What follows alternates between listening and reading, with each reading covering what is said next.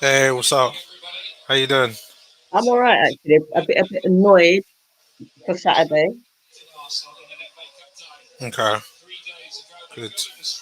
Why Willian was play, I don't know. He needs to go. Well, I see Pepe is also starting as well.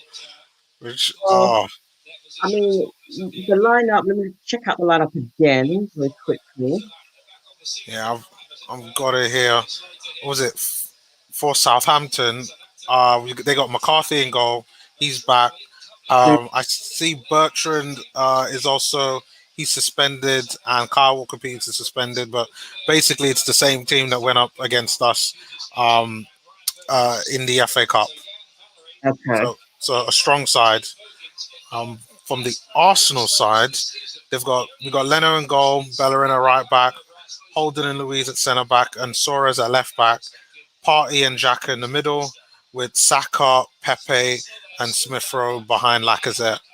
Um, and then we got Matt Ryan, Gabriel Chambers, Maitland-Niles on Nene, Willock, Willian, Martinelli, and Nketiah on the bench. So Oh, I'm pleased that Hi guys. Just in case you've joined us, welcome to 101, Apollo's 101, as I like to call it. He's still ill. He's getting better though. So what's up, Apollo? Cool K's in the house. Facebook user. I don't know who you are. Who else is this? Who we got here? Who's up here? Yeah, just Cool K at the moment. What's up, Cool K? 101. we're not showing the game to whoever that is. What's up? Um, what's up? 18. Kirk in the house. Another Facebook user who I don't know is in the house. I'd be very well. I mean, it'd be very interesting to hear what people think. Hi, Victor and Pro Lover of the lineup. Um, I must say that I'm pleased that Smith Rowe and Saka are still there. I say still there because they could have been dropped today. Um, I'm glad Thomas is there. Partey, he's there. Xhaka, he's one of these players that tends to be random as far as I'm concerned. Cedric, okay. Um, as far as Bellerin is concerned, being on the right hand side, I would have actually preferred Maitland Niles there, but my problem, my only issue is no, Yeah. sorry, yeah, my issue is that Tierney's not playing. And I don't know whether he's still got an injury or he's burnt out or he's just kept off as a precaution. Well, Um, the yeah, story is that he has a bit of a knee issue that they thought that they might be able to rush him back. So uh, I think maybe it's a precaution why they don't even have him on the bench. But to be honest, he's played almost every single game at left back this season. To be fair, if he's not starting, then at the very least he was on the bench. So I think it's best that we kind of manage him correctly, and that he gets whatever rest that he needs. okay, fair enough. Um, so I'm about to get onto the game, and we're just kicking off right now, or we're Yeah, about to kick off. yeah. Now I'm on this app. What's up, Nabil? I'm on this app, and I could be delayed. In actual fact, not even could be. I will be delayed. So, Okay. I'm relying on the reactions of you, Naomi's. Okay, because I'm downstairs now. I am live now, so this will be good. I'm also relying on Nabil's um reaction as well. No problem. No problem at all. All right, so Right they're taking now, a knee. uh,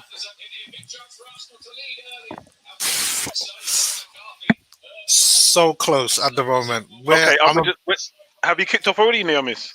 Yeah, we're about 50 seconds in. Lacazette has a Oh chance to my score. god! Because the goalkeeper saves Can it. you I not mean, just pause it, man? What's behind? I can't help it. My god!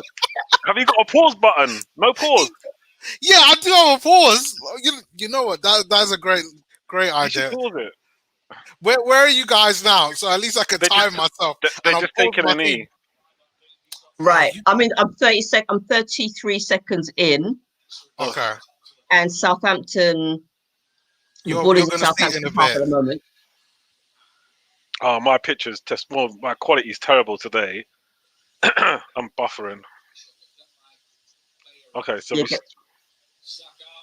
we're oh. 20 seconds. I'm on 20 seconds. 22, 23. Somebody, please wait for me. 26, I paused my 27. TV. Ugh. Right. So I think they're just playing back the Lacazette chance. What are you on, Ebster? I'm on what? How many minutes am I on? 1 minute Yeah. and 15 Ugh. seconds. Why am I All always And so far behind? All and right. they've just Lacazette. replayed. Oh, come on, Lacazette. You seriously got to put that away, man. Yeah. That's what I mean. Martinelli would stick that one in. Sorry. You would stick that one in. Anyway, look, I'm buffering all day. I might have to jump off this thing because it's really not looking good. Oh. Greg G, what's up? He says the narrative on here on AM used to be that Willian was only out of the team due to COVID links, and we could have almost scored again. And when he was fit again, Smith Rowe walks out and Willian walks in. Willian need not play for Arsenal again. Got that right. Oh, come on. What is going I on? know. That's like two clear chances we could have had. And who's that on the right for? That's good defending, actually. Shut up, Ings. Because Rob Holding was there, and Yeah, he's I'm got Ings watching right the now. match from Saturday. I literally am. I feel like I am. I'm just so far behind right now. Look at that. Oof. What I'm on 2 minutes 12. What are you guys on? 2 minutes 30. Okay. Oh my God. What are you on, the miss? It's like we're watching 3 different games. It's 3 minutes and 3. we just conceded. Oh. Are you fucking sorry? Are No, you no, no, serious? no. I like literally corner comes in, Armstrong comes in from deep and just leathers it. Like Leno has no chance. I'm watching it back right now. Yeah. I mean, who's defending? Who's number 19? Is that a certain Nicolas Pepe that should be Yeah, marking him? Is There we go. that's poor defending. Poor Like defending, poor marking. Pepe's got to be marking him. That's poor defending. I mean, Leno gets a bit of a hand on it, but it comes in with so much speed, so much power. it's a good set There's piece, no, though. there's no way of saving that. But you got to be doing. Oh my God! It's a good set But then piece. again, he's got. There's a lot of things you could say. For me, Lacazette's got to take that chance. 1-on-1 with the keeper, not having it. And I mean, it's a good set piece. I don't know. From first glance, Pepe looks to be at fault. But No, it is a good set piece, but it's only a good set piece because we didn't do our job defensively. no, what do you call it? Pepe. That's a good set piece because Pepe don't know where to go. Look, his runner's just gone. No. But He's in between two guys.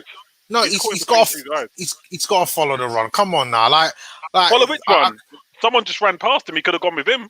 No, he's got to follow. He's got to follow the closest man to him. The closest man to him was Armstrong. It's a good set piece. Fair play to them. They know what they're doing. They've studied the tapes. Of course, they've studied the tapes, and they've just caught Pepe in between two men. He's like, who do I go? Who do I track? For me, I'm not really too disappointed about that. You know, you got a good set piece. You got a good set piece. But for me, Lacazette sticks that chance away. We're not talking about this. That's 1-on-1 with the keeper. You're a striker, 50 million odd. You got to stick that in. Sorry, got to bend that past the keeper. But oh my God, my stream's paying up. I'm gonna have to jump out, man. This is a joke.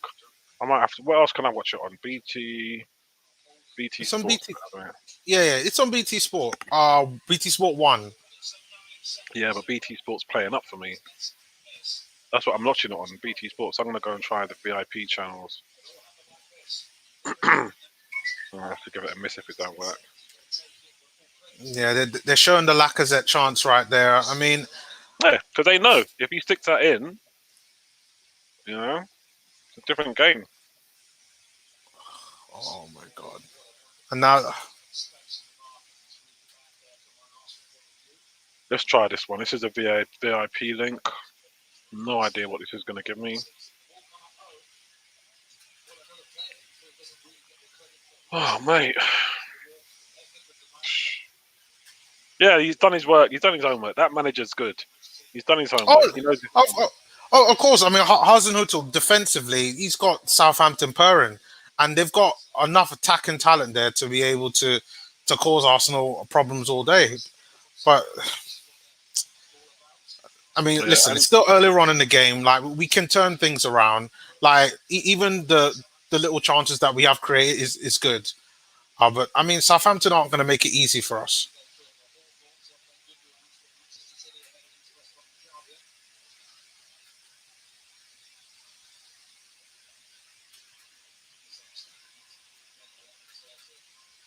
Okay. Pepe already getting some blame. Cursed play. I mean, Pepe is going to get blamed for that, Greg. Just because he was the closest man. I hear some of the commentary right now. I'm talking about him. But I think to everyone that's criticized Pepe, if Arsenal don't get a win or a draw out of this game, he probably will get criticized a lot. Look at that. What's that Pepe? What are you on? I'm on 7 minutes and 5 seconds. What are you on? 7 minutes 27. I paused my TV when you asked me to, so I'm not that far ahead. Come on. Oh! And he redeems himself. Pepe scores. Wow! Oh, you saw that right. You got to be seeing that right now.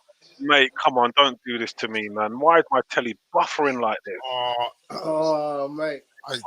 You missed it. Literally, it's Thomas Partey feeds it to. Horrible, mate. Oh, who was that? Cedric. To Partey. Xhaka, wow. Oh, Xhaka. To Xhaka. Xhaka feeds it through to Pepe. With a great ball.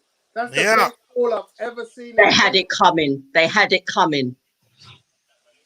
Yeah, now you got a different game coming on now because 1-1.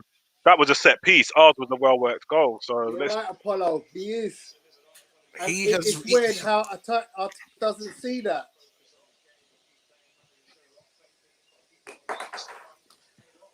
He's The on the left. interesting thing is, look at Pepe's starting position. He's not hanging out left. wide. He's getting inside.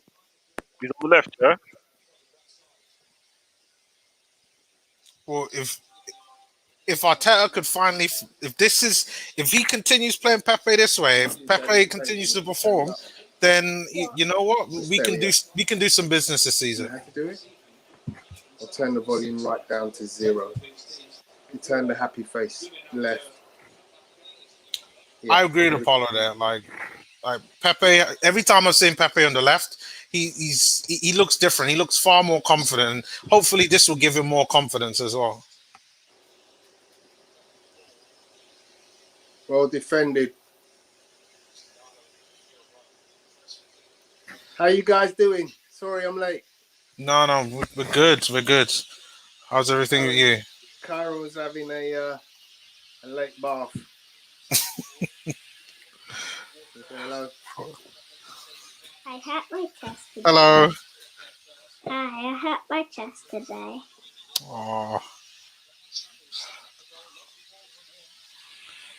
Hello, little man. How are you? What's his name? Kyron. Hello, Kieran. I can see you. Oh, Young Gooner. Good man. I play football. okay. Enough. Oh, how old is he? Sit down quietly. He's 7. He'll be 8 this year. Nice. oh wow. Yeah, just slow him down, man. Slow him down when he gets to 13. My boy's 13. He's in his room now. He's on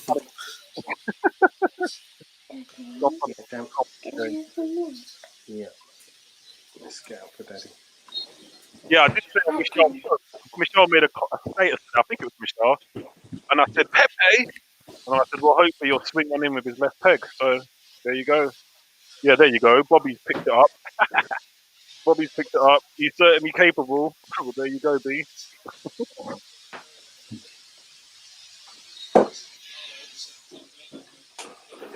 Oh, no, it's not.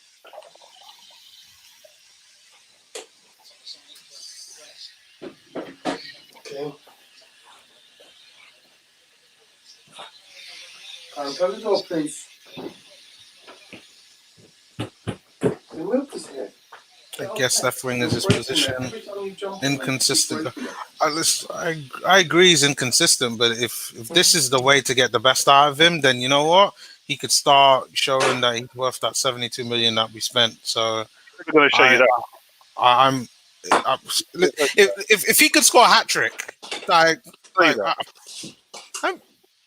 would be the start of impressing me. It would be nice to get a good run of form going, and I really want to see it because I like his style of play. His, players that can run with the ball, go past the ball and finish.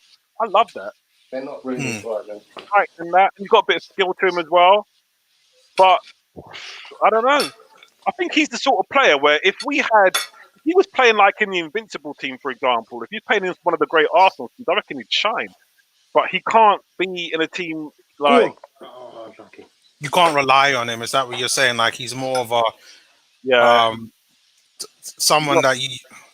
He ain't got that mental strength. He needs to be. I mean, the thing you mentioned there, Nabil, is that basically in that Invincible team, some mediocre players could look really good. Exactly. And a player like Pepe was no worse than some of the worst players in that team. There we go. I don't know. You've probably seen this. Yeah, absolutely. That's my point. We used to love Lauren. Do you remember Lauren? Yeah, he was a great player. I used to love him, but was he really that good? He was. I thought he was. He was. Or was he just really like raising his game to be part of a really great team? Well, that's both part and parcel, but he was a good right back. He was decent. Don't forget, Lauren was a midfielder before he came. Yeah, he was. He wasn't. So he had that attacking capability. Ooh. Nice. How many seconds you lot on? I'm on 13 and a half. Yeah, same here. Cedric for the that volley from Cedric. Oh, that is a beautiful volley. Ooh, that was close. That would have been a goal. Goal of the month. That would have got the season, man. Oh, that would have been a nice volley. It wasn't far. It wasn't far at all.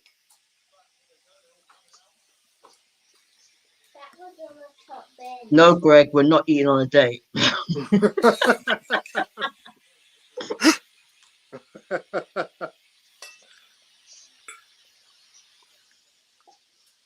But look, we're not playing too badly, actually. It's just that after 3 minutes, we went to sleep at the back. But yeah. Is this live? It's always a good time to concede a goal because it gives you plenty of time to readjust and make a difference. Is this live? Is this live? Yeah.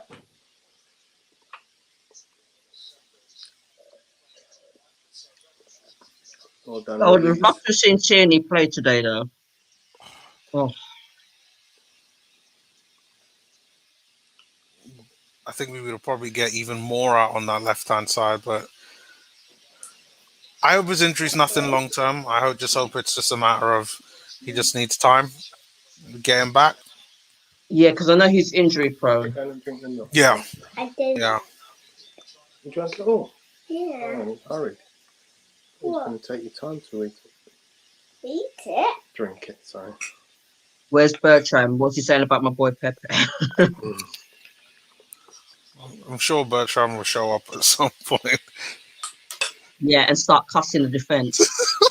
Wait, why is Bertrand even in the call? Because he lives in America and right now he's at work. Oh. Wait, he's in Nice.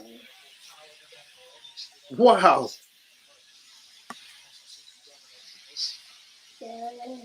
Smith Rowe makes such a difference. And the way how Partey is just dominating the midfield. I mean, he's just dribbling past 2-3 players at a time. Like I'm loving it.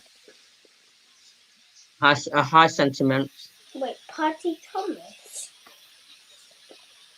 It's actually Party Thomas. Partey is that player that we should have actually had like 10 Why years ago. does he have to Yeah. have the back? Because he just likes people to call him Thomas. I mean, could you imagine if he was here when Cazorla was here in that midfield? Oh, that would have been it. That would have been a dream. Oh, That would have been a dream. The Reds look like referees.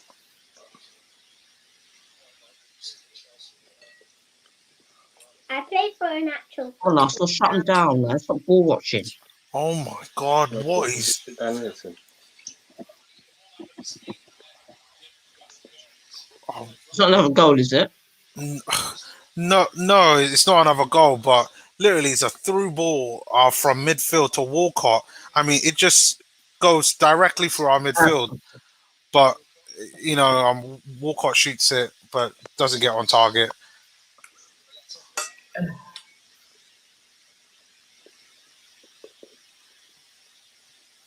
It's like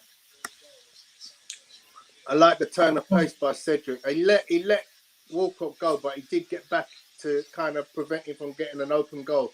Yeah. He looks like he's 4 or 5 yards off of him.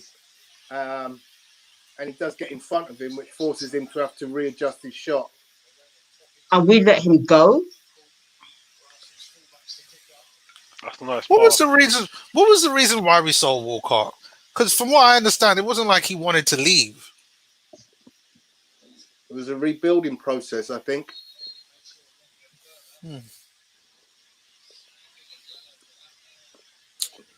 Yeah, part of the rebuilding that didn't need to be done, but we should never have let him go. I mean, he's not a young man, guys. Just remember that. He's, He's Yeah, 32. What are you talking about? Theo Walcott. Bellerin gets a yellow card. What for? I mean, he goes in for a tackle, but it wasn't that bad. Like, Oh, come on, man. Really? he It's a hardly, very badly timed tackle. I don't think He it's a didn't yellow. touch him. No, it's a bad tackle in terms of technique. The only, if the guy doesn't jump over him, he's going to, properly plow through him. And look how far he is from the ball.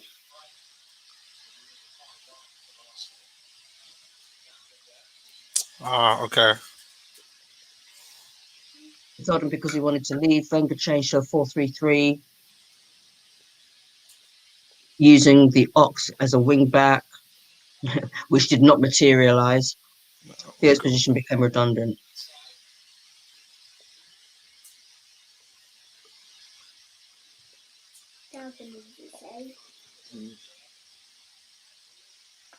Good evening, sentiment.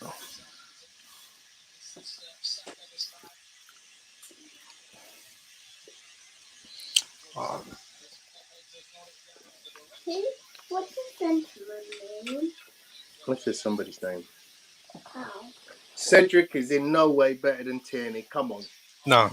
Hell no. No. It's like Cedric's a good, solid player. I'll say that, but Tierney is. Better.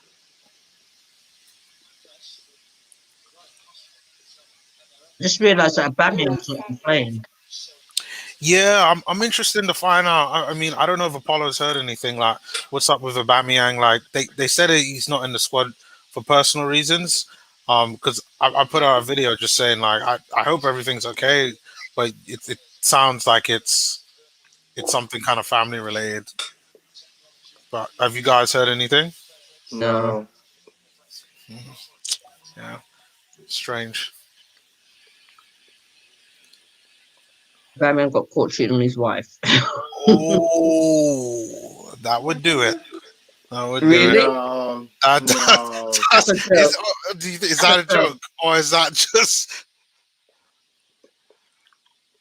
No. Nah, come on now. It's a joke. That's got to be a joke.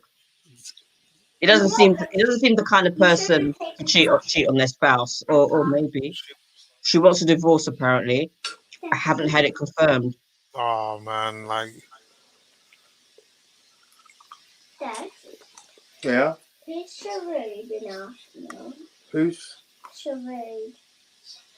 There isn't a player called that. Something like that, maybe. He used to play for Arsenal. Huh? Olivier Giroud. He used to play for Arsenal. No, not Giroud. Keep it in, keep it in. Who's it? Not so much Charade. Bellerin. So something Bellerin passed it back. might be better than Tierney. What was his name again? Cedric. Who is he? Who is Cedric? He's the player who's playing on the left. Where? He's got the ball now. No, that's Xhaka. Now he's got the ball. There he is. No, he doesn't. Yeah, now he's got it again. Oh.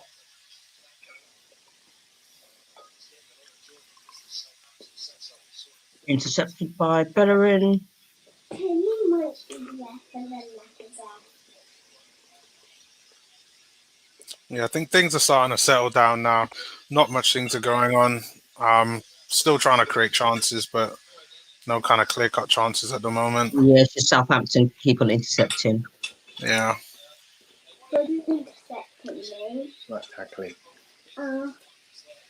My castle is hard. Dad. My castle is hard. So maybe go up and lie down now. Because I'm Okay, just lie down. Just lie down.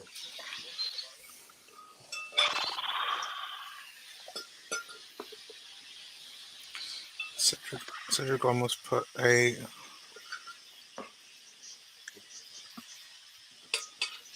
Can Emil Smith-Rowe have any a smaller a shin pad than what he's got on? He literally has no socks on. Who? He That's the literally point, you has. know. You ain't got no shin pads on at all. He has to, because by law you have to. But Yeah, he it can looks cut like them it. down, and effectively he's got his socks rolled down. Are they rolled down or are they just Oh short my socks? God, great save by Leno. Sorry, guys. I'm about to watch it. Torres.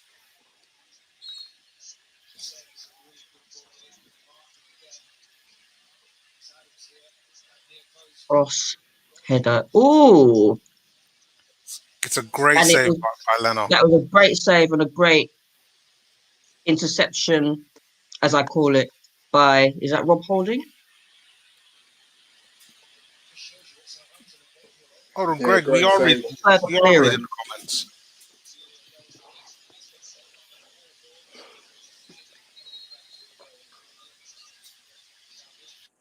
Great save. Yes. Tony, doesn't ESR look leggy? If you mean leggy as in tired, then no. I don't think so. Greg, why is Arteta dressed like a Catholic priest? Oh, he's dressed the same way he dresses every game. What are you talking It's cold. about? It's cold.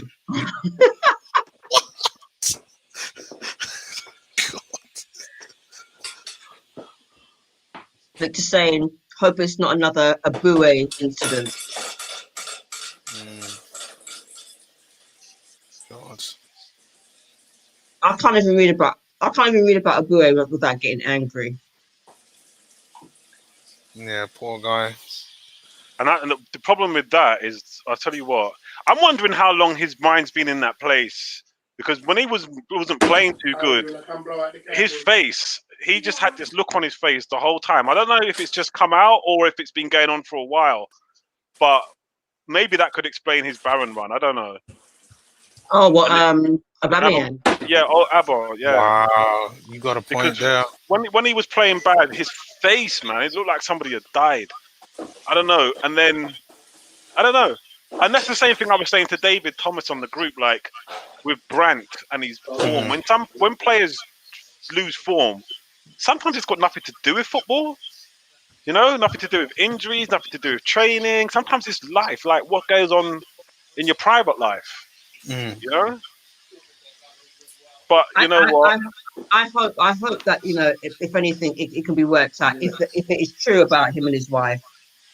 And we're all grown ups here. We've all had relationships, so you know how long sometimes those things take to work out. You know, that's not something that's just going to be sorted out over a week, or that can take a while. You know, so I really Oh, hope and well pray, done, Cedric. especially when there's kids involved. And I know, Yeah. just looking at, they look like a really happy young family. So I hope they can work it out. How many kids has Aubameyang got? 2. I know he's got more than. Well, I've seen one. I don't know how many he's got, to be honest. But they just look like a really nice little family there. I think he has 2. Yeah, but you know, guys have got to stop being stupid now, especially when you've got wife and kids, and you're a multi-millionaire. You know, Exactly. I'm telling you, you don't want to be in that courtroom trying to hang on to your money. You know. Speaking of hanging out, every time you see the White York, I know this is unrelated. You see the White York, don't you just suck on that idiot? No, listen. I believe this is all one big story because like now the boy is, I think he's 18 now, so I mean now he probably doesn't have to pay any more child support.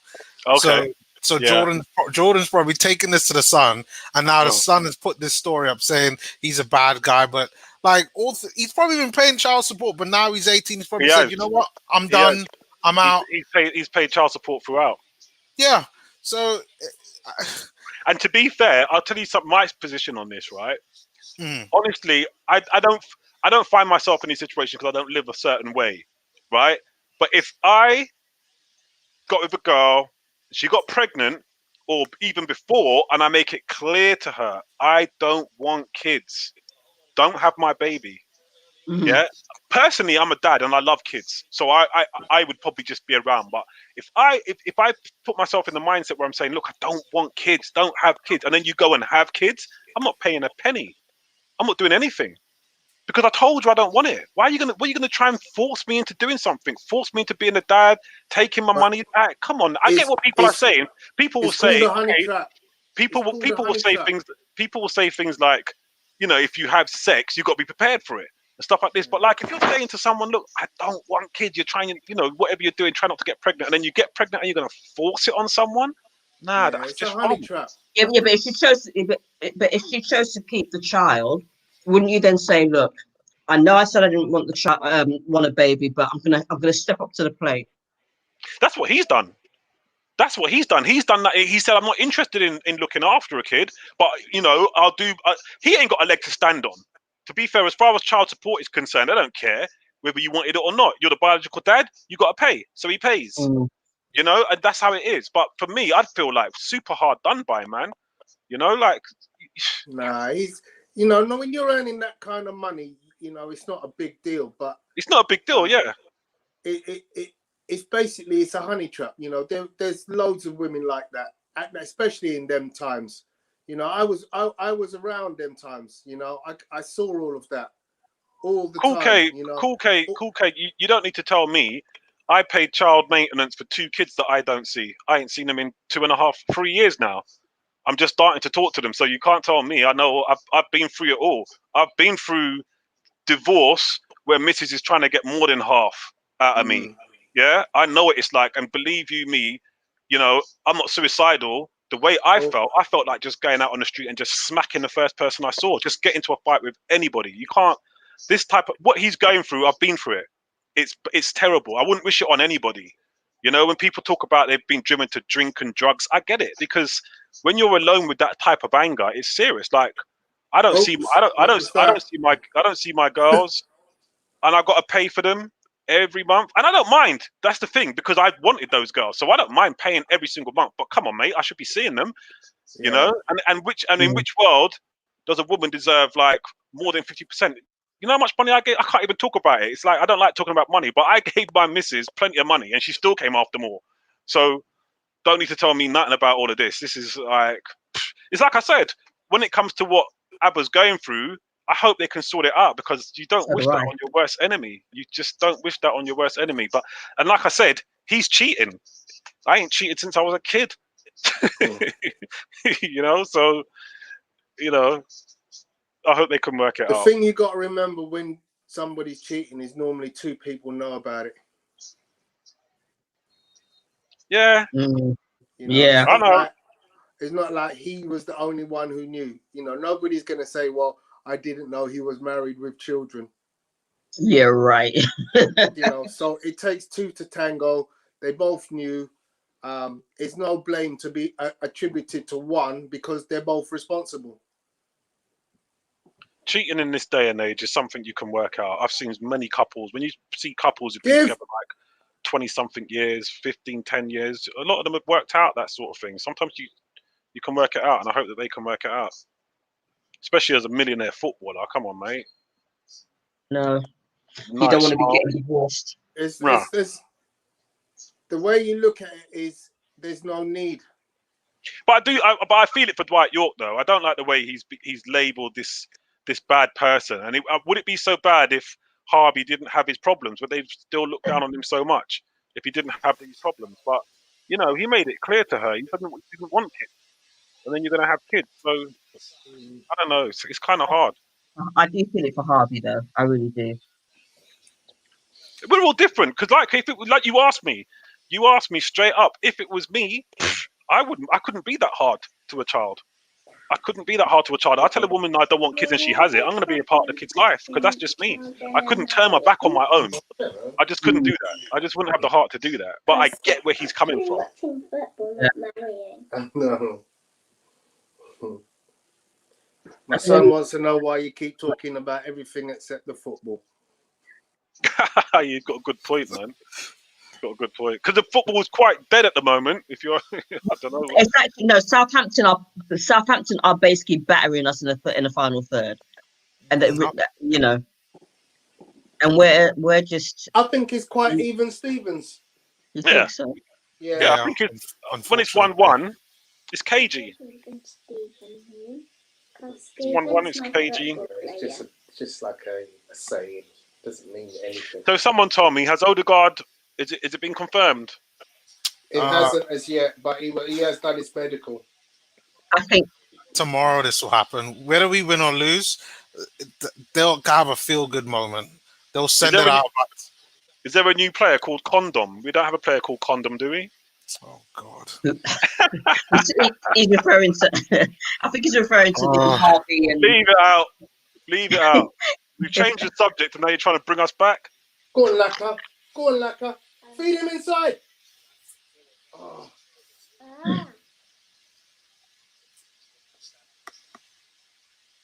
Yeah, it's going to be a cagey game. It's going to be a cagey game. It won't be open. Odegaard completed his medical today. Yeah, I heard that. Good stuff. Is he any good, this Odegaard? What about? Yeah, he is. He's good potential. He's a good young kid. He's a good young player. Put it this way, I know you lot don't. I mean, Vincey will. On FIFA, he's like 88 out of 100. I'm not interested.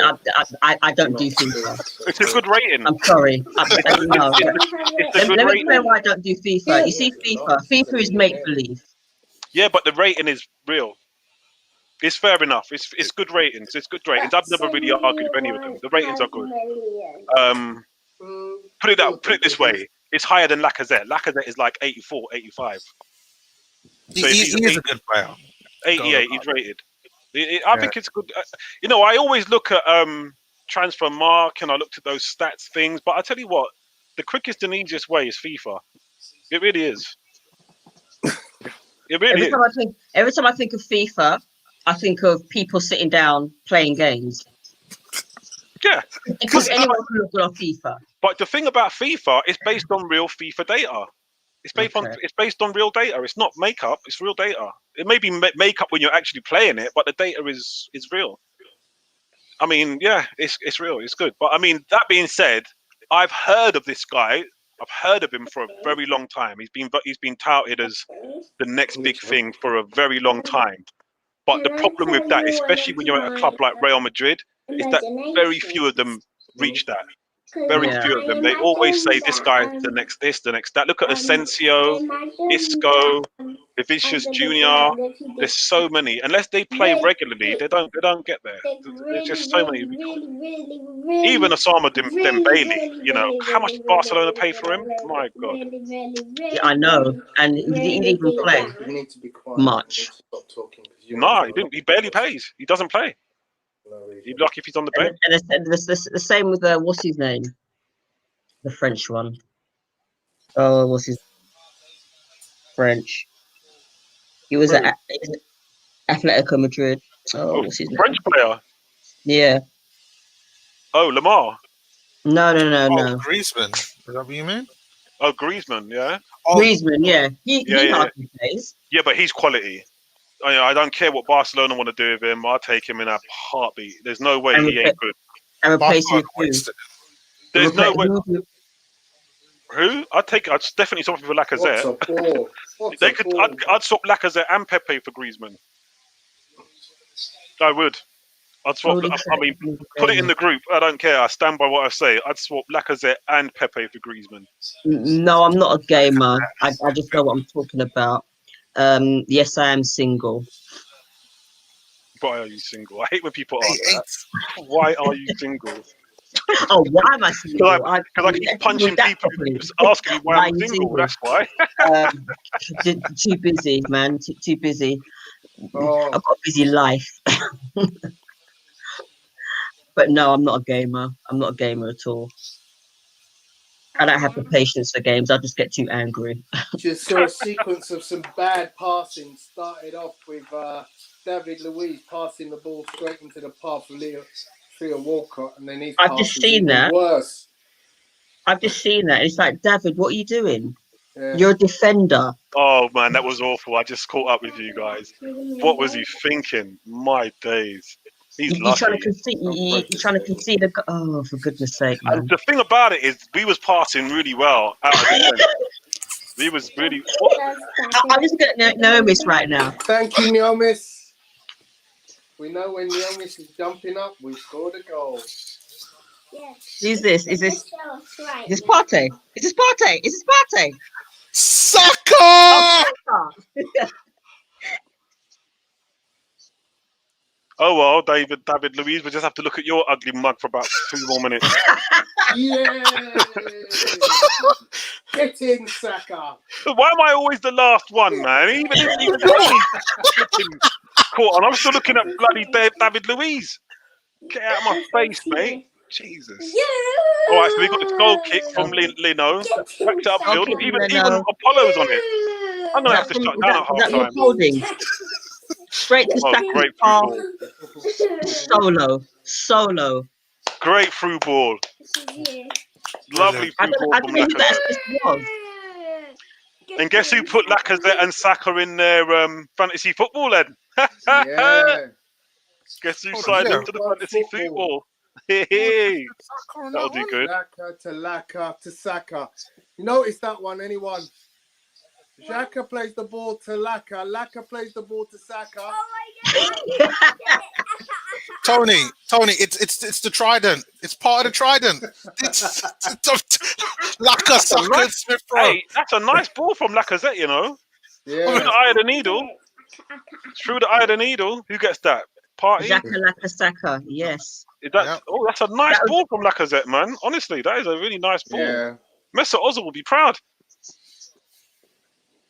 Right between two Come players. on, Arsenal, man. Come on, Arsenal. Keep it up. Keep it up. It's down the left. That's a foul. That is a foul, and it's a free kick on Lacazette. Should be. That is, yeah. Yeah.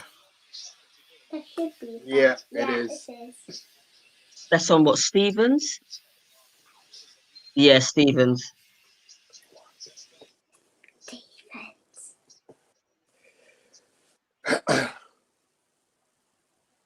It's just so clear how influential Emil Smith Rowe is. The ball is always going forward whenever he's got it. And that's what we want, you know, a player Yeah. that can actually just go forward, not back Yeah. pass, and sideways all the time. Who's this Cancelo geezer? Bloody hell! How have I not seen him?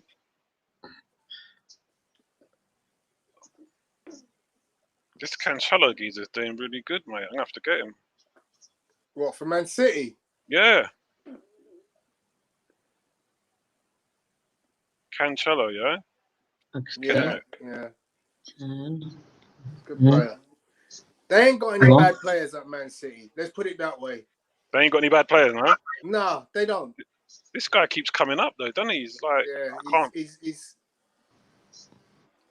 Come on, doing... Partey. Ah,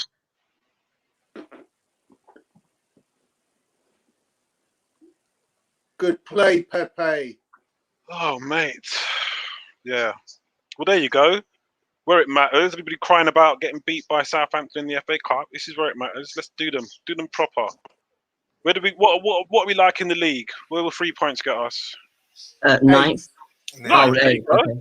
That's We'll get nice. to eighth Well, if we're we in win eighth tonight. now, actually. We're in Well, eighth. not yet. Anyway, not yet. Not yet. Why's that? Oh, we Game's got not finished. we've got loads of game in hand. We got like 3 games on Villa. Yeah. Yeah, but some of the games have been cancelled though because of the COVID. Yeah. But Good work, they lost Laka. their last game, and I think Spurs they have did got- face City as well. Spurs In have got those 2 games in hand. Yeah, this is. You can't even look at this. Yeah. But mind you, I did say 8th place was. I thought this team would get 8th place. Best that they could get is 8th, and we're Well in 8th done, place Smith now. Rowe. Well done. You- What is it with Southampton and a dirty play?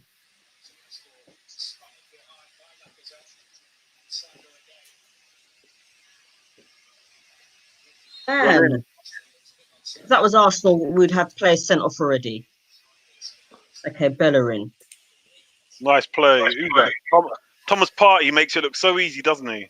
My We'll keep God, it in Saka, keep it in Saka. he That's just it. makes it look so easy. Are you serious? Offside. I should How's have that been. not a penalty? Oh, you're talking about the Lacazette chance here. I thought that How's should that have been. not a That's a penalty? free kick. He's whacked out at him. I know. It just How he did the step over. this ref gets a 0 for, right now. How's that They not just a don't want to penalty? give us. No, They just don't want to give us penalties. That's what it is. If that was But Man Man- United, that'd be Yeah, I a thought it was penalty offside. all over. Exactly. Or if it was the other way around in this game, Southampton would have gotten a penalty. Trust me. Oh, unlucky. Oh, he's not. He's onside? He's onside. Yeah, he's offside. Oh, come on, mate. I see what you're saying now, Ebony.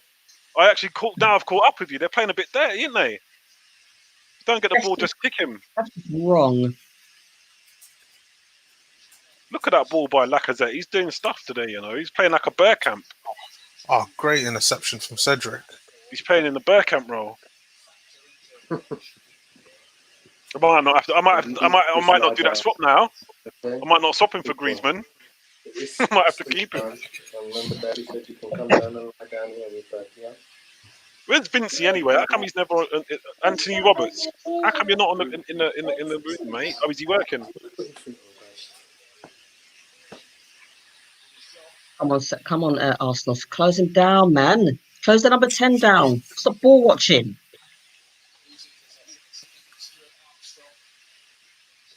Someone said Odegaard's got a degenerative knee that is ongoing and continuous. Needs to be Come on, managed. Saka. That's it. Saka with the ball. Passes it to, and then he loses it. He's got a degenerative knee. I mean, he's only here for half a season, so Passed a medical. He passed a medical, right? yeah, Yeah. like he might not be able to play like 2 games a week. But Really? I don't know. Like with that type of condition, like are you going to be able to play 2 games a week, 90 minutes? What's the point? What's the How point? much did we pay for him? 2.5 million until the end of the season. That's a lot of money, you know. 4 months. Yeah, but Right, that's 2 minutes for that. we saved that in We need more. wages. Yeah, and we need more quality. We need more players in midfield, to be honest. Oh, what? You as well, Vinny. Vinny, you didn't say, mate, Vincy, I'm disappointed, mate. Why didn't you say something, bro? You could have WhatsApped Can't me, wait for mate. the fans are back to Jan Direct Saka. me. I've had this COVID bump, so really challenging. This is the first game I've watched in Jet. Okay. Good to know you're with us, mate. Good to know you're doing well. You know, Get well soon. this morning I got a call. My friend. I got a call from someone this morning, Remember and when we went to that wedding? a family member, a senior family member, took the vaccine on Saturday, football. was sick on Sunday and Monday, and died today. Oh So shit! yeah, it's all a mess out there, man. It's a real mess. So if you got COVID, you know, I'm just glad to hear that you're doing well and so forth. But yeah, man, you should message me, Vinny. This is one of the reasons why I'm not taking the vaccine, but that's a whole nother story. A whole nother story. But yeah, pure love for Vincey and yeah, get well soon, Vince. Both of you, man. And Apollo. Because you know what, you get so many different types. You get people who get COVID and they get no symptoms. You get people who get COVID and it's like they've just got the flu. You get people who get COVID, like my mate, he's flipping lung collapse. He's on ICU and all sorts. I'm like, wow, what's it going to be like, mate? I'm just stay indoors, bro. 2 weeks ago, I had the lateral flow test, and I'm negative. What's a lateral flow? It's the swab. Oh right, you know, is that what they call it? Yeah, that's what they call it. Yeah. There's another one as well, which I don't know about. But I had a swab done as well not too long ago, which was really nervous while I was waiting. I was glad that it was negative. But yeah. Well, that was an entertaining first half. Yes, it was, and we are 2-1 up. And we need to kind of capitalize upon that. If you go, what time are you on? Your whistle? How long's your whistle gone? Just now. Yeah. I felt in the first half, Southampton were getting a rub of, we were getting the rub of the green in the sense that in the final third they had us, and they could have actually gone ahead. Had Leno not made that save, we should have actually been 1-0 up in the first minute. Within the first minute, yeah. But then after 3 minutes, Southampton scored because we fell asleep at the back, and then we came back into it. If you can pause if you're able to pause, just pause it for 30 seconds and then let it go. By the time I'd have caught up with you, it's literally on commercial right now. Yeah. While we're on what do you call it? While we're at half time, so you don't miss anything. Okay. What do you think? What do you guys think of the first half? I thought overall it was pretty good. I think that Southampton came out ready to attack, and they had before they scored, they had a couple of chances. Leno did well to get the save. The goal that they scored, I think it was a good set piece, but I still think that we could have done a better job defending it. But nevertheless, I think both sides have been pretty equal. I just think that reason why we're winning is just that extra quality in certain positions where that's really shining through for Arsenal. I wouldn't be surprised if this game ends 4-2 to Arsenal. 4-2, wow. I like the way our Arsenal are playing. We're creating chances, and it's just a matter of whether we're putting them away. But Southampton are creating. It's just that it's that final ball for them that just hasn't been great. But they're still knocking on the door. If we don't concentrate, Southampton could quite easily come back into this game. So if we play the same way as we have in the first half, in the second half, Arsenal will win. But I can see Southampton scoring again along with Arsenal. Yeah. I mean, our second goal, their goalkeeper was just he came out so far to the point where it's just. If I was a Southampton fan, I'd be like, what are you doing? Why have you come out so far? You know what? Yeah, it's a skill that you've got to really... I mean, Emmanuel Neuer was like a specialist at that. He would have got that. You know, you've got to really have your eyesight, your distance measurements, your speed. You've got to have it all worked out. You know, it's like a sweeper. It's like a sweeper keeper, they call it. You know, you step up, step out and get there. But as you can see, if you get it wrong, it looks awful on you. Yeah. But I think, like I said, Southampton, they're not a pushover. People think this is Southampton back in the day, or maybe it's Arsenal back in the day. It's a different league. This league is just super competitive. Look at West Ham. Look at what West Ham are doing. You've got to expect cagey games. You've got to expect not a lot of free-flowing football. And if you can grind out a result, you can grind out a result. And I tell you what, I'm loving the way Lacazette is playing, because that role, I saw him starting to play in that role where he's dropping deep. Everybody knows that he can hold the ball up. Everyone knows he can track back and all of that. But earlier on in the season, his passing was woeful from that little deep position, that's a little Bergkamp position. But I've just seen him play 2 passes that, Bergkamp would be proud of, both going to Saka as well. The second one was offside. The first one got the goal. And again, Partey standing out for me. ESR, Saka, they're doing their stuff. Listen, I wouldn't expect fireworks. You're saying 4-2. It's all possible, but like I said, I wouldn't expect fireworks because Southampton are not a pushover, and it's a cagey game. And I think, especially the way Arteta thinks, it's more important that we just grind out a result than, play expansive, great football and smash them. So, so far so good. Yeah, there's a lot of cancelling each other out as well. I feel as well. And also, it's like both teams have had some great chances. It's just that we've just been that bit lucky in putting 2 away. Yeah. But like I said, a lot of cancelling each other out. It's just that there were parts of the first half where Southampton had the better of us, because they were actually testing. Our defense was being tested to the point where, had Leno not been there, had Leno not made those saves, would have been behind by now. So, but this is where, sadly, this is where we need to wake up at the back, kind of thing. We really do, because we can be lackadaisical in defence. But but it has been a good game so far. Otherwise, it's been even Steven. I'm just hoping that in the second half we can actually play. Is that Danny Bones in there? Looks like his picture. Yeah, that's Danny. Why aren't we praising Pepe?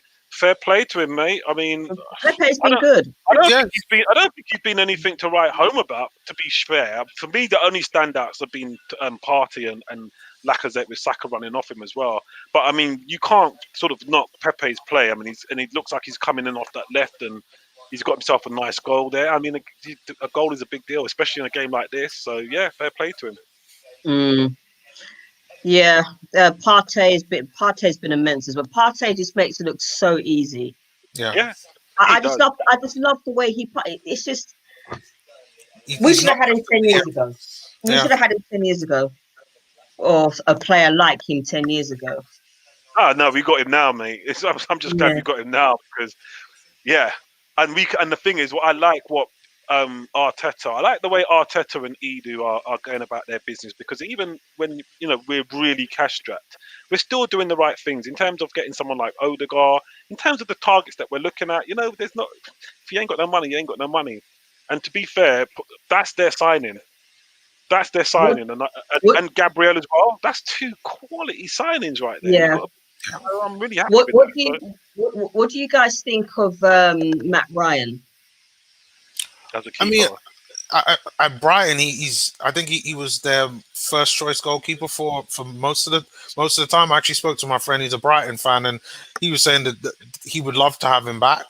But to be honest, he's better than Runnison, and if he's going to be our backup, then I think he'd be a backup for Leno. Maybe he might be able to challenge, but I really don't know. But I think this is a loan that we got him on until the end of the season. But I say let's see what he can do. I don't know when he's going to play. I thought he would have played in the Cup and maybe in the Europa League. But yeah, maybe he's just there just to say that we have proper cover for Leno. But yeah, I'm hoping to see him. Well, let's see what he does. Yeah, once again, get well soon, Apollo. Get well soon, Vinci. Yes, guys, get well soon. In actual fact, keep 10 years old. You're getting better every day. Absolutely. Yeah. Absolutely. What do I think of Matt Ryan? I need to see more of him, actually, for me to make an assessment. I want to see what he's like. I know he's got Premiership experience. But I want to see more of him, because I don't really watch Brighton that much unless they're playing us.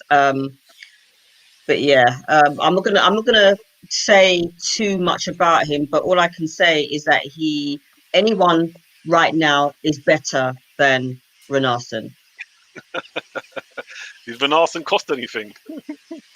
he was that player. He was that keeper. The people just kept saying, "Why are we buying him? Like, what's the point?" And I did it now. But the thing is that it's not even the price tag. It's just the ability. You know, you could do a Chelsea and spend 72 million on Kepa, and Kepa's crepper, as far as I'm concerned. So, you know, so it's not even about the price tag. If he's got the ability, fine. Renarson doesn't, and I don't care what people want to say. Oh, he's only played one game. He's rubbish.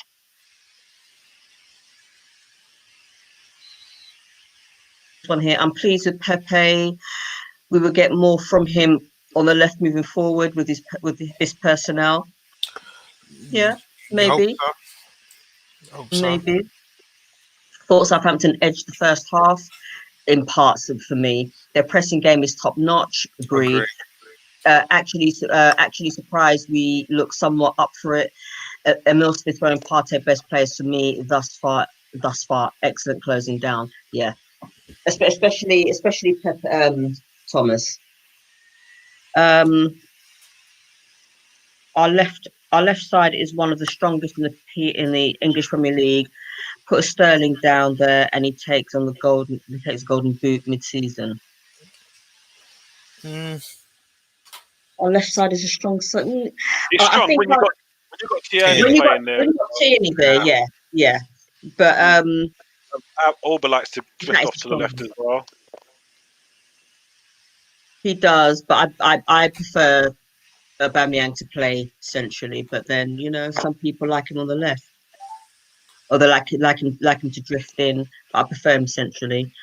There are plenty of stat padding players, but when you see them live, they're nowhere near that. The truth lies somewhere in the middle with Pepe. Every time I've seen him play on the left, he looks ill or L. What's E-L-E? Oh, best thing is Cedric is now excelling out of position as well. I'm absolutely putting Mara and Cedric as goodbyes. I agree. Yeah, I agree, especially Cedric. Yeah. You can credit Arteta and Edu with that as well. So that's, you know, Cedric, Mari, Gabriel, Partey. So I'm looking for, if we can just get some money in, or if we can even get into the top 4, I'll be so pleased to see what those guys can do in the summer, because they look like they've got a good eye for talent and they can get the deals done as well. What else we got here? Apollo surprised Xhaka actually went for a forward pass. I'll leave him alone. You know what, right? Man. You know what, right? Cheating off Xhaka, man. Give him a break. I'm only reading the comments. He's not even playing that bad. You know, right? Xhaka has actually been pretty good over the last couple of games. Ever since he had that suspension, he's come back and he's actually been pretty good. So I still think we need to upgrade on him. Yes, but agreed. Hey, nah.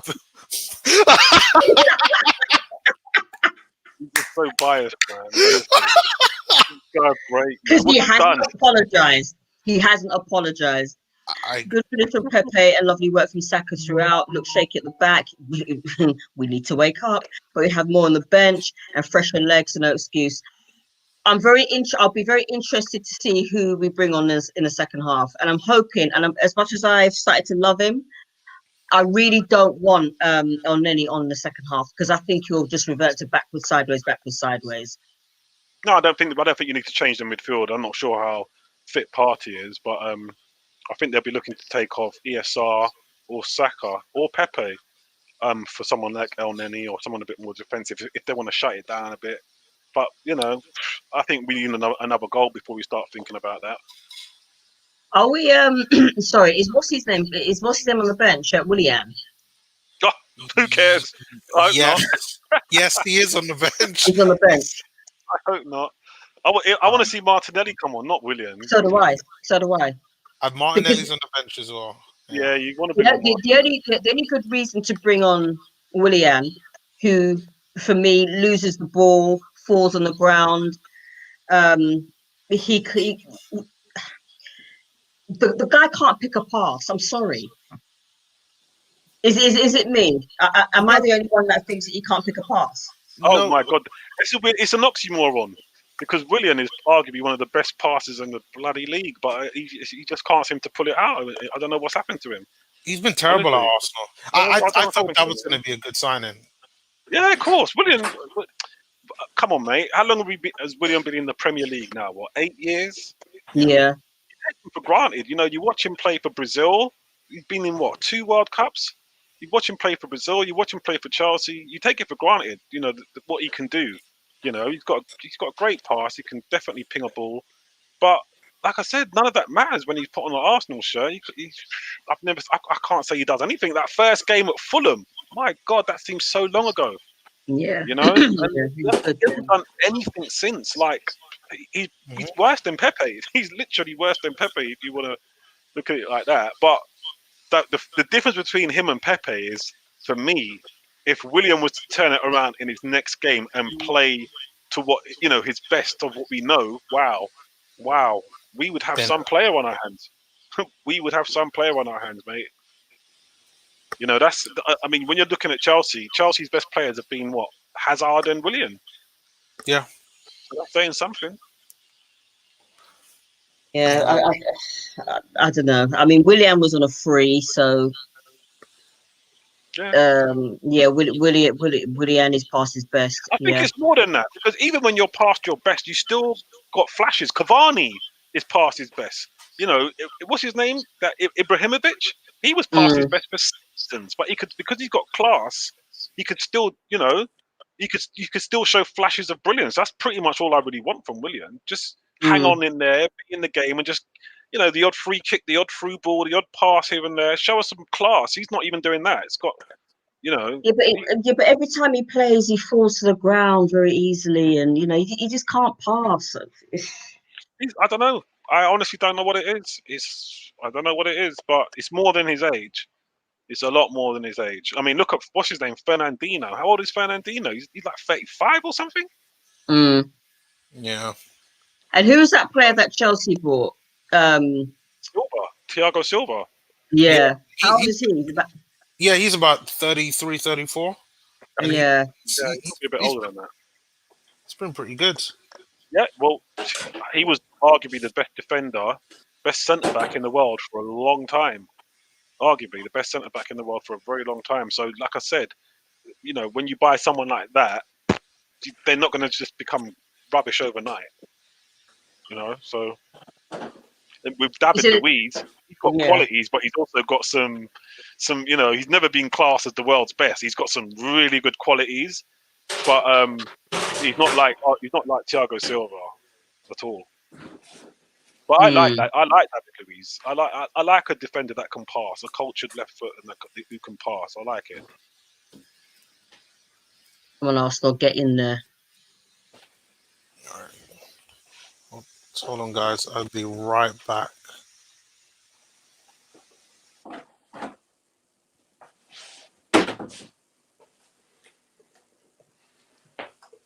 No, we're just chasing the ball at the moment. We're going to need some strong organisation, which I think is a trademark of an Arteta side. They do have good organisational skills, and they do need to be focused, keep their shape, be really robust, and you've got good forward line of ESR, Saka, and Lacazette. If they get the chance, they can take it. So it's all about just being focused and being solid and organised. Apollo saying Saka is really intelligent and has the right attitude. Tears in my eyes watching him. Yeah. Yeah, lovely homegrown player. We need that. We need that. A nice crop. What's happened here? Offside, halfway up the pitch. Yeah. We need players like ESR and Saka to come through and just be really, the top. It'd be good. Greg G says, I never thought Saka looked like a goal scorer, more of a creator, but he's on course for double figures this season. I've now learned not to doubt the kid. Football just comes so naturally to him. He would be good in goal if he put his mind to it. This is what I keep on saying to people. Let the children play. Mix it with youth and experience. The children seem hungrier than the older heads. So No, just it's blend it. Just natural. let's let them play. Yeah, it's natural. Oh no, but sometimes we get now the T Yang and no, blend it with youth. Blend the youth with the experience, and they will flourish. And look at ESR. Look at Saka. I'm gonna put my neck on the line and say Nketiah. And I know Bertrand disagrees with that, but I'm still backing Nketiah to do well. No, I'm not. Seriously? No, I'm pretty much convinced. I don't believe he's gonna be a world beater. He's gonna be a middle of the road, like Che Adams. You Who? know, the guy on the pitch for Southampton now, their striker, Che Adams. You Okay. know, he's all right. He'll score you goals from time to time. But You know, but he's not uprooting trees. Would I want him in a Champions League final? No. And that's what you got to consider. If you're build with solid timber. Eddie Nketiah is not solid enough. excellent save by Leno. Good shot, Walcott Theo. gets it. Yes, Feels Leno. lively.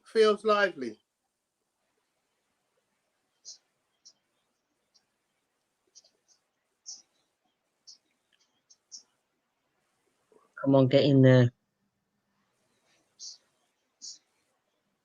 Nice defending there, whoever that was. All right, so you don't rate Oh, Nketiah come then? on, mate. What are you doing? I don't like that. No. Come on, mate. I mean, You got to shut them down. he's got fantastic statistics. You know, as an under 23, his statistics are fantastic. Come on, mate. He's goals for England. Don't let his shots come off, man. His all-round game isn't up to par. And what I'm looking at is saying, this season, end of this season, we've got to get rid of Lacazette. Yeah. Because basically, we're not going to give him another contract. Great ball from Thomas Partey. ESR with a great ball to Saka. Saka, gets fouled. Yeah. Lacazette, I think, Yeah. Look, we've got a decision end of this season. Do we give Lacazette another 2 years on top of his existing 1 year left? Or do we take advantage and cash in this end Who's of that? season? Cashing on who? Lacazette. Ooh, no, I don't think you can. It's a tough one. That is. It's a really good. We have to. I don't know. I wouldn't. For me personally, I think about it, but I think I would want to try and sell. I'd sell Nketiah. I'd probably sell Bellerin or Ainsley Maitland-Niles first. I don't know why people want to get rid of Bellerin. One of them has to go. I don't understand the logic. No, one of them has to go. Either Ainsley Maitland-Niles or Bellerin. Yeah. One has to go. Well, why would you keep Maitland-Niles? Where is his specialist position? That mate, he I'm not deserves? even. Mate, listen. Is he our best right back or something? Mate, I would say to you, sell who you like. Just bring me the money. I don't mind. Because I like Cedric. I like Cedric at right back. And I feel like Bellerin is like, you can see him now getting first pick. He's an accomplished right back, but Ainsley Maitland-Niles is the most versatile player in our squad. But one of them's got to go. Versatility. We're talking. I wouldn't get rid of Ainsley. I would not get rid of Ainsley. Playing left back. I don't want my left back playing right back. I don't want my centre backs playing right back. I want a right back who plays right back and can do the job as the right back. Yeah, I don't mind. You can sell Ainsley Maitland-Niles. You can sell Nketiah. You've got Torreira to look at. You've got Guendouzi to look at. You think we should keep Lacazette and basically look to try and give him an extra money, because he's going to be looking 200 plus, I'm sure. Yeah, because he's going to be looking at. He's worth 200 plus. He's worth 200 plus. At the end of the day, we can't blame him for how Arsenal are as a team. I know what he can do, and he's showing flashes of that over the past couple of games. And the thing is, it's not about whether you sell Lacazette or not. It's about who you buy in. If you're gonna tell me you're gonna get a real quality wing forward or a real quality centre forward, then I'll say sell him. But right now, with Oba on the left and Laka down the middle, Saka on the right as a mainstay, and ESR, there you go, ESR in the middle, that's a nice platform to build on. It doesn't put so much pressure on you. You can start looking at Xhaka's position. You can start looking at Aouar for Xhaka's position. You can start looking at left back. You know, you can start looking at someone who can play on the left, who can force Over to come inside. But I wouldn't just be looking to shell out to scrap. You're not bearing in mind Martinelli. Yeah, Martinelli's quality as well. But I'm talking about when I think about the way these guys. What do we need? What we need is someone up top who can be a target man, a big man, yeah, a Giroud, an Adebayor, yeah. We don't need another midget centre forward. So who are you looking at for that position? So that's why I'm saying right now I'm not looking for Lacazette to sign another deal. Yeah, that's the thing. I wouldn't take advantage of clearing his salary off the bill, yeah, in the summer and going out and getting us a world-class big man. World class? Yeah. We ain't got world-class money. Hang on, you just got rid of £9 million a year in salary. We ain't got world-class money, mate, honestly. But, mate, we ain't got world-class money. You got to temper your expectations. I've learned to do this over time. Why? Come on, mate. We ain't got world-class money, man. We just ain't. Hang on, wait. Do you know a guy called Erling Haaland? Yeah. At Borussia Dortmund. Do you know how much they bought him for? We had our chance. Do you know how much they bought him for? No, let me get something straight, Tony. 1 second, Tony. Let's get something straight. With him, he turned us down. We could have bought him. He came to our ground. We could have bought him. He turned us down. Let me tell you something now. Let me tell you something now. That boat has gone. Yeah. We ain't got no 115 million for no one player. That boat has gone. Oh. If you want to give me Haaland, I'll bite your arm off. But we ain't got that type of money. So, do you think he's the only striker in the whole world that we could get that can do that? Realistically speaking, you tell me who it is. I'll go and do the scouting, bruv. But you got to be realistic. The only person who comes up on the radar in our price range is Eduardo. I think he's at Celtic. I'm not sure. Man. He's not the guy. He's not the guy, no? He's not the guy. This is what I'm saying. Tony, hear me out. For me, if it's my team and I've got the money, I'm not looking to replace those players. I'm looking to replace Xhaka. I'm looking to replace with Xhaka with Aouar, right? Or some other quality centre midfielder who can tackle and who can pass and who can bring it. That would be my priority. And my second priority, I like ESR, but my priority would be to get a bigger boy centre attack midfield so that the burden isn't on ESR. He can play. He'll get plenty of games in a season, but it would be someone like Isco. Not Isco, but someone like that. Sabitzer, maybe. Someone who's 24, 25, 26, maybe even 23, who's got experience at that high level. I'm not looking at Lacazette or Aubameyang. I'm glad we've got them. I'd rather look at Aouar and I'd rather look at a centre attack midfielder. I wouldn't look at replacing Lacazette now. This is the difference. If you've got a team that can't defend, can't score goals, what do you need? You need a striker. Yeah, I know what you're saying, but I don't know. For me personally, I don't trust Xhaka, like Apollo. I don't trust Xhaka to do what he's doing now throughout the season. And furthermore, just remember Steven Gerrard as a centre midfielder. Just remember Paul Scholes. Remember Emmanuel Petit, Patrick Vieira. You look at our guy, Thomas Partey. I want a partner for Thomas Partey who can play ball like Thomas Partey. I don't want us carrying no dead weight in centre midfield in this system. Fair play to Xhaka, he's been doing okay, but I want a player like Aouar who can arrive late in the box and slot it in. Someone who can thread through a pass, someone who can tackle, someone who knows how to build up the play from deep. Let me ask you a question. How many goals does Houssem Aouar score per season? I have no idea. Not enough. Not enough, no. But I reckon he'd do more for us. Yeah? I reckon he'd do more for us. I've been telling people this all along. I like the guy, but let's be honest, his goals is not sufficient. But he does tuck them in nicely. Nicolas Pepe scored more goals than him last year. Yeah, but he's more And he's the player advanced. everybody wants out. He's more advanced. He plays more further up the field. Hang Pepe on, but does. wait. Awar, you're talking about Awar coming and playing with up in the 10. You're not No. talking about a defensive No, I'm player. not. I'm not. Oh, that's Tony. I'm not. That's the thing. I wouldn't play Aouar in a 10. I'd play him as Thomas's party's midfield partner. Okay. That's how I play him, and we don't need to rely on Jacko anymore. I want someone like who can play a I mean, Carzola to role. be honest, right? There's loads of players who could do that role. Wilfred Ndidi. Yeah, I'd take him. I'd bite your hand off. Yeah, there's a whole bunch of players who could Bissouma. do that role. Bissouma. Yeah, I'd there's bite you up. loads. That's the They're a dime a position. dozen. That's the Watford position. midfielders. That's the They're a position who would dime a be. dozen. That would be my priority position. I wouldn't be worried about Lacazette now. I'll be worried about that position. You see, this is the difference. You look down the spine of the team and you're looking and saying, right, who is going to make the difference? Go on. Not quite. Oh, I know. He says, "I'm selling Jacko this summer, no matter what." We're knocking I on the door agree with again. sentiment there. Who was that? Was that Mark T. Thompson?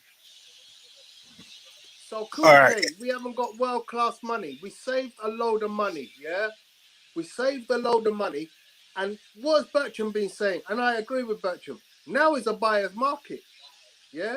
Now is a buyer's market. In COVID times, teams can't demand big money, yeah? So now's the best time to buy. Seriously. I'm looking at upgrading Lacazette. But we've got to sell first. Hang on, we just sold 5 players. What are you talking about? We got to sell. We didn't sell them. We let him go.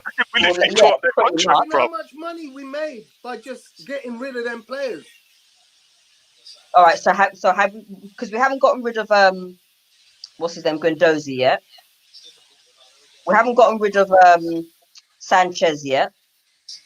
Sanchez? Yeah. Who? Who's Sanchez? Alexis Sanchez. What's the guy's surname? I can't even remember him. Alexis. Mustafi. Not Mustafi. No. Who have you put out on loan?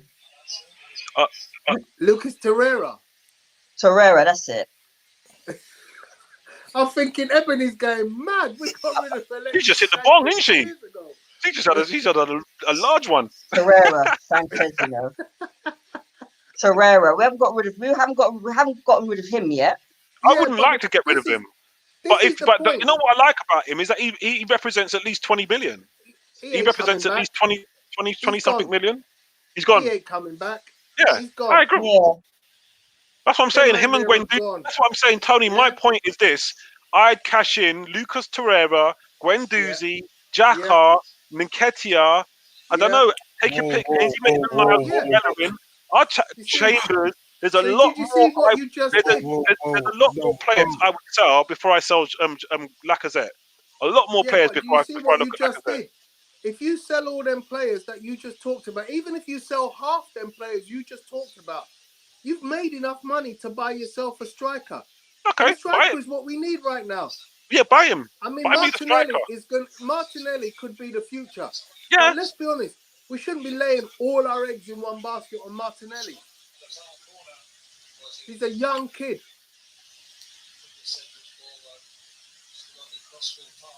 Yeah, we've got some good players coming through, but I mean, these are in the under 21 bracket. I'm still looking for those players that are like 20, 26, ideally. Go on, 25, Saka. 26. Go on, Saka. Do you really think we should be relying on it? The thing is, right, look at the direction that Arsenal are going. It's quite clear we're looking to use a lot more of these young players, whether we're buying young or using ones coming through the academy. Like right now, I honestly don't think that we're going to have the funds to be able to get those big name players, at the very least, not for another 2 to 3 seasons. Not to it in the Champions League. Yeah. Like, I mean, for me, I'm still hoping that we're going to win the Europa League this year, and that'll be our chance to get into the Champions League, because I don't think we could do it this season. Mm-hmm. All right, so read out the right back rating. So 1 Cedric, 2 Niles, 3 Bellerin. Bellerin, Bellerin. Cedric, Ainsley Maitland-Niles, Suarez, Niles, Bellerin. Yeah, but why is everybody putting Niles in there? Niles, I'm sorry, isn't a right back. He's a utility player. He is now. Yeah. He Otherwise, don't want to he play would there. Listen, Yeah, if the kid wanted I to wouldn't play play there, him. if the kid wanted to play there, he had that position. When Bellerin was out injured, he could have finished Bellerin's career at Arsenal. We might not even have had to buy Cedric. Suarez. But Maitland-Niles made it clear, I ain't playing it. I don't want this.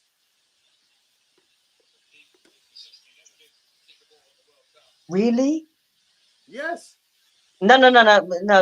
What? He just fell over like a sack of potatoes. Laka. Yeah. He was trying to help the ball on to Saka. So are we saying? So what are you Stevie. saying then, Tony? Are we saying cash in on Lacazette and rely on Abba, Martinelli, and who else to be our strikers? No. Okay, so let me break this down for you, Nabil. Basically, we just got rid of 5 players, yeah. And in the summer, if we get rid of another 3, so let's take Mustafi out, yeah. Let's take Nketiah out, yeah. And let's just say we send Reece Nelson on loan. 3 players. We would have got rid of 8 players and brought in 1 goalkeeper, yeah. And Saliba's going to be gone again. Saliba, yeah, another one out of the team. And we would have brought in a goalkeeper and Odegaard. And who else have we brought in? For the winter, for the summer. Oh From my God. this transfer window and the next window. No, Odegaard's going back in the summer. Yeah. Right. So even if we count him out, so we would have got rid of 8 players and would have had Matt Ryan as the only player coming in, who also is on loan, by the way. So what do? Are you telling me we get rid of 8 players and we start looking at this great player that you're talking about in Aouar? Yeah, we take Aouar. What's the next? It doesn't. Left back. We need a left back. Yeah? Desperately need a left back. So we go and buy a left back. Right? For me, the next player has to be a centre forward. Yeah, but talk to me about that. Now, I want you to talk to me about that. You need to talk to me in realistic terms. Like, first and foremost, okay. who are you talking about? How much does he cost? Where's the money coming from? Okay. So, as I said, with the players that we've let go, we've released a lot of cash. A hell of a lot of cash. We saved on wages. We saved on wages. And those wages per year equate to several £million a year. Yeah? And as I said, the market right now is compressed. So you can get a bargain. I'm going to give you an example.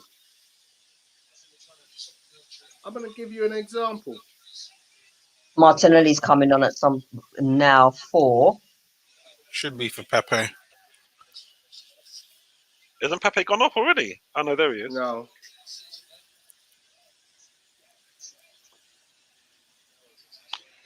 Mate, you ain't done your homework, bruv, because even you're trying to do your homework now on the job, mate. Who are you buying? How much is he going to cost? Hang on.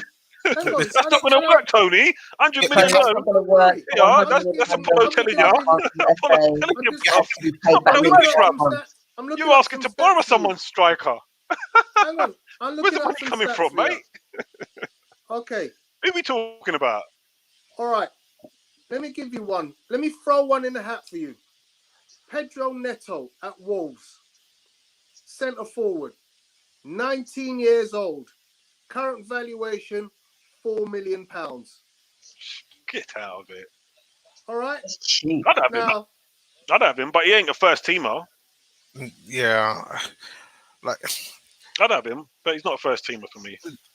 You got to do better than that. If you want to drop Lacazette, you got to do better than that. Yeah, like the thing is, if you're gonna replace Lacazette, you're gonna have to get someone that's relatively experienced, someone that's 24, 25 years old, someone that's age range in the middle between are a Martinelli and an Aubameyang. And that's the thing I'll tell you what the problem I've got is that Lacazette has been developed and groomed to play in the role that he's playing now, and he's just starting to come into it. So why would you want to get rid of him and try and get somebody else? Yeah, I just think it's going to cost you. Say that again. I think it's going to. I just think. Listen. This is how I see it. Right. I think when it comes to rebuilding, look, someone said it there. I'm not sure who said it, but when it comes to rebuilding, like it's not you can't. It's not a luxury that we have. You don't go for the priorities. You don't try and swap out priorities. Everybody knows that Xhaka is a mistake waiting to happen. And when you have someone like Partey in the middle of the park, my first port of call would be to give him his quality partnership. That is your foundation. Whether you're talking about Ndidi, Bissouma, Aouar, call them who you want, because these ain't £100 million players. They're not even 60+ players. These are the players that I'll be looking at first and foremost. At this moment in time, we have absolutely no number 10. ESR has just emerged as a kid coming through, an academy kid coming through.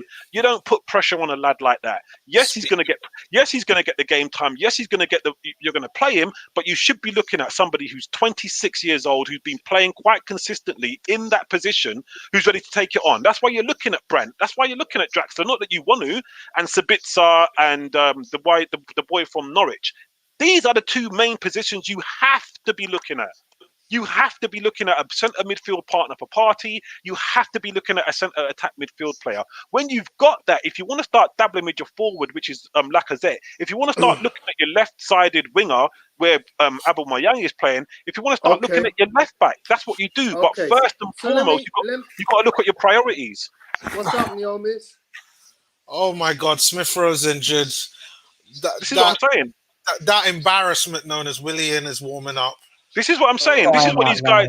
And then imagine this. Hold on a second. Imagine if you've gone into the summer and you're not looking at centre attack midfield as a priority. You're putting all your chips on a 19-year-old, 18-year-old lad like he can't get injured. When he goes, you ain't got a centre attack midfielder. Your cupboards are bare. Your strikers are starving. Come on, mate. It's not rocket science. We are going to need some type of central attacking midfielder. You have to. You have to. You ain't got their head screwed on. At the minimum, we're going to have to get in another loan. The thing is, business-wise, I think we might need to sell Lacazette just for the fact that he's on 200 grand a week, and he's got a year left. I don't mind selling him as long as you're not looking at replacing him with another striker when you've got positions. Why? You're screaming out for a centre attack midfielder. What's the point when you've got Aubameyang? You've got Aubameyang, but you ain't got no centre attack midfielder. This is nonsense. It's nonsense. I can't entertain it.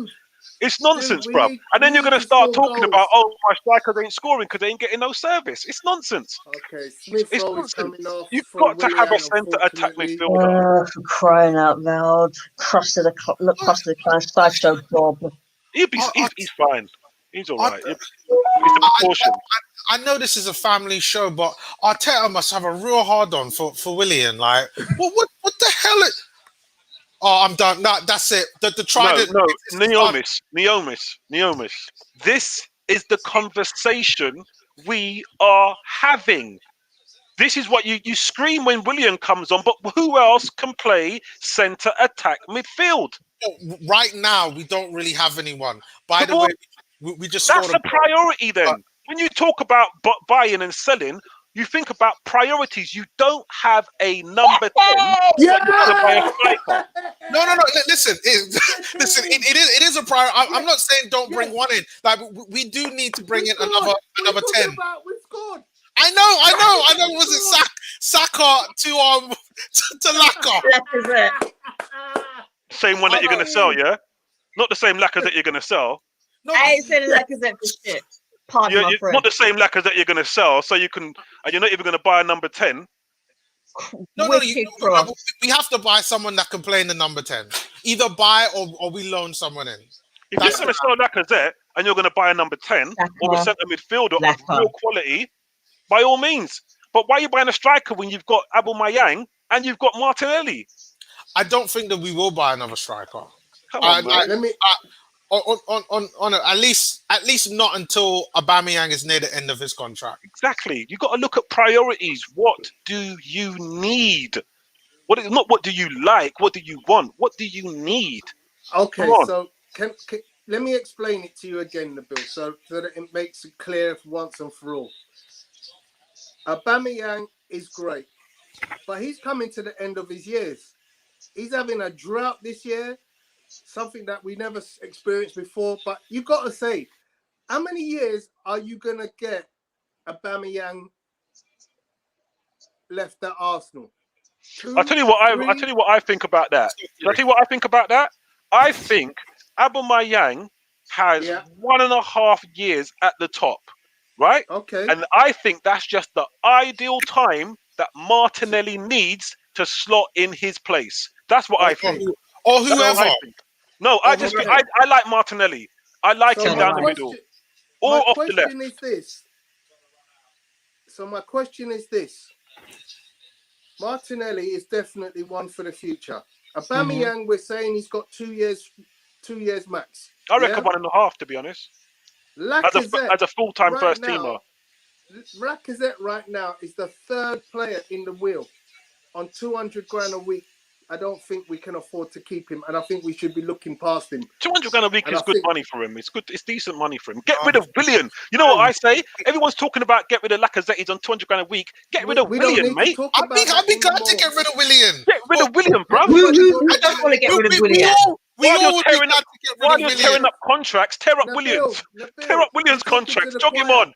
Willian's contract you can just tear up because he was on a free anyway. So, move him on. He can retire in peace. Move him on. Lacazette can stay. And I've always said Lacazette can stay. Ebony, what I'm saying is, I get where Tony's coming from.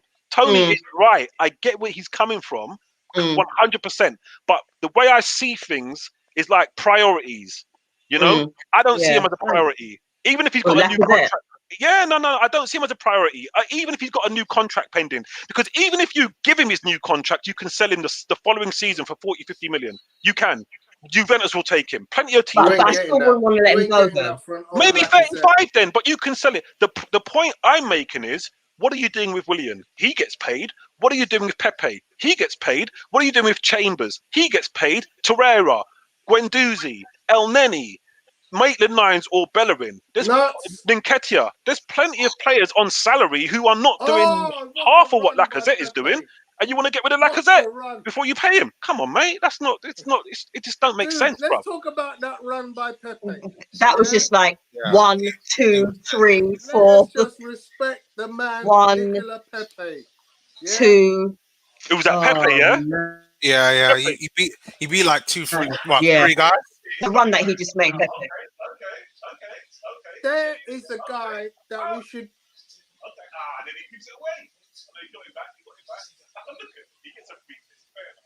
Yeah, I'm keeping Pepe. And I've always said, keep Pepe, give the boy a chance. Yeah, I agree He'll with come you. good. I agree with you. But it's so Is clear that Thomas Partey on the ground? It's not got to be on the right wing. It needs to be on the left wing. He's off now. Here comes Nene. Thomas Partey on the ground, bro. No, he's been substituted off. And Nene's come on to replace him. Please don't backwards, sideways. Please don't backwards, sideways. We're 3-1 up now. You know what? I don't mind it now. I'll take that. Keep the ball, and just ride it out.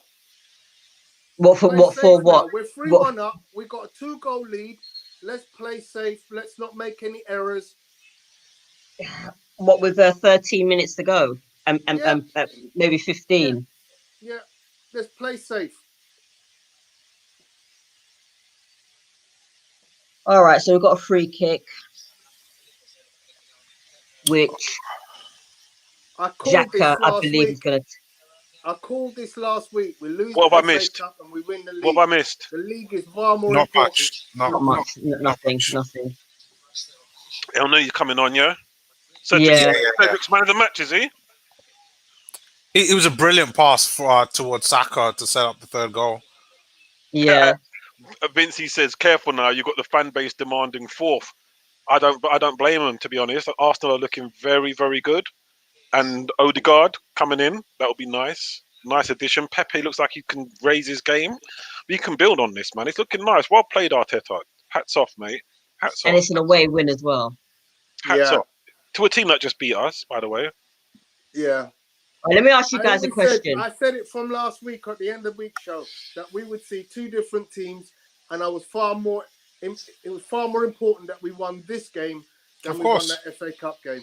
Right, let me ask you all a question. Don't Do let you care David about Thomas the do you FA Cup? saying that. You're right, Dave. Pepe just nutmeg 2 in the same dribble. Yeah, Pep. I like the fact that Pepe's getting a bit of confidence there. Time for mature tactics from Arteta. Play smart football. Let Pepe and Saka stretch them with their pace, which they're doing right now, to be honest. Yeah. Right. So do you guys? Right. I'm going to ask you this question. Do you all care about the FA Cup? Good question. I do care yes. about it, Go on. but right now the priority must be league position. Yes. Okay. Well played. Yeah, I echo that. Nothing more to be Yeah. said. For me, I care about it, but I'd rather focus on the league and the Europa League ahead of that. The Europa League could get us in the Champions League, and I think we can get into the top 4, but I think it's just slim. But It's Yeah. but it's nice, and it's nice. It's a Yeah. nice space. And you know what's making me do it, or what's making me think like this, is because the teams around us. I mean, Yeah. Chelsea were top of the pile the other day. Now they just sacked their manager. I Yeah. know. You know, Tottenham were top of the pile the other day. yeah. Where are they now? They're like 6th or 7th. It's Yeah. if we can just be consistent, I tell you what, we can get 4th place. Yeah. If we can play You how must we be consistent though. But Listen. Arsenal are that team that will go on a great run and then will lose stupidly to some. I think that's the lower old place team. Arsenal. I think that's the old Arsenal. I think Arteta's showing a completely different mentality with these guys. I know it's early to say this because we was 15th a minute ago, but I just feel that way. I just see something in this lot that we've not had before. We look mentally strong, we look organised, and I feel like if we can get ourselves a nice run of games, we can stick it out. If we get the belief in there as well. The difference between when we were 15th to now is the younger players. Absolutely. That's the difference. Yeah. And it was a bit of a fluke as well, wasn't it? Yeah. It's not as if he directly chose them. Yeah, he had no choice. But he had to. I mean, you got Martinelli who needs a run. You got Saliba who, 1 minute we've signed him, then he's on loan, then we've got him back, then he's on loan again. It's like, when David Luiz goes, who have we got? We need somebody like Saliba to actually come in. Yeah. And you see, there's another player in the bill. David Luiz's contract ends at the end of this summer. Okay. Yeah. End of this summer. End of this summer. No. I like David Luiz, but I think we've got enough. Him as well. Yeah, we got 4 good centre backs. No. How much is he on as far as the salary is concerned? There's some more money for you. 70, 80 or something like that. Because if we keep him, that means Saliba's going out on loan again, and Chambers is surplus to requirement currently. I wouldn't get rid of Chambers. I would. See, I wouldn't, why but it's quite clear that Arteta doesn't fancy him because he's healthy. He's been on the bench.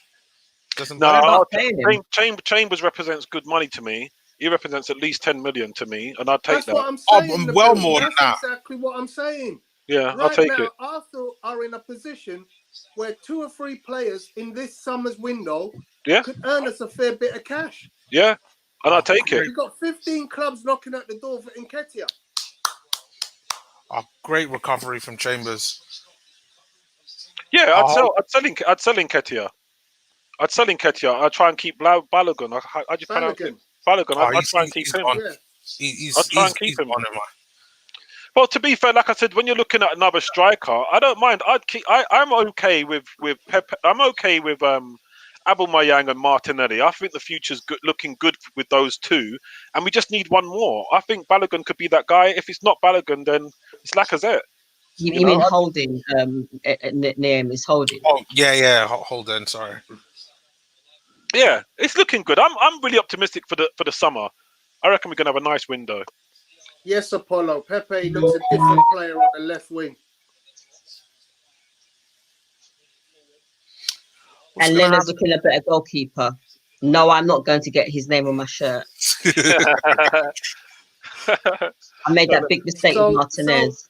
So you know, this is all I'm saying, and Bill, is basically I'm looking long term. I'm looking at players who are in that you know, look, Arsenal have made a mess of not selling players at the right time. That's true. What you got to consider with Lacazette is, you know, if you don't give him a deal, he goes for free. Yeah. Next year. Yeah, I'd give him a deal. You give him a deal. I'd give him a deal. What at 200, more than 200 grand a week? You can't do that. I don't know what is wrong with you guys. I'd pay Lacazette 225 grand a week, no problem. No, we're trying to save money. Save money? You better go pound stretcher, bruv. I'm How old is he? Like he's got wife and kids to take care of, mate. You got to pay the man. What's the matter with you? How much do you want to pay him? There's a poll required. Would we sell Lacazette at the end of the season, or do Yeah. we give him a new deal? I'm not asking the bloody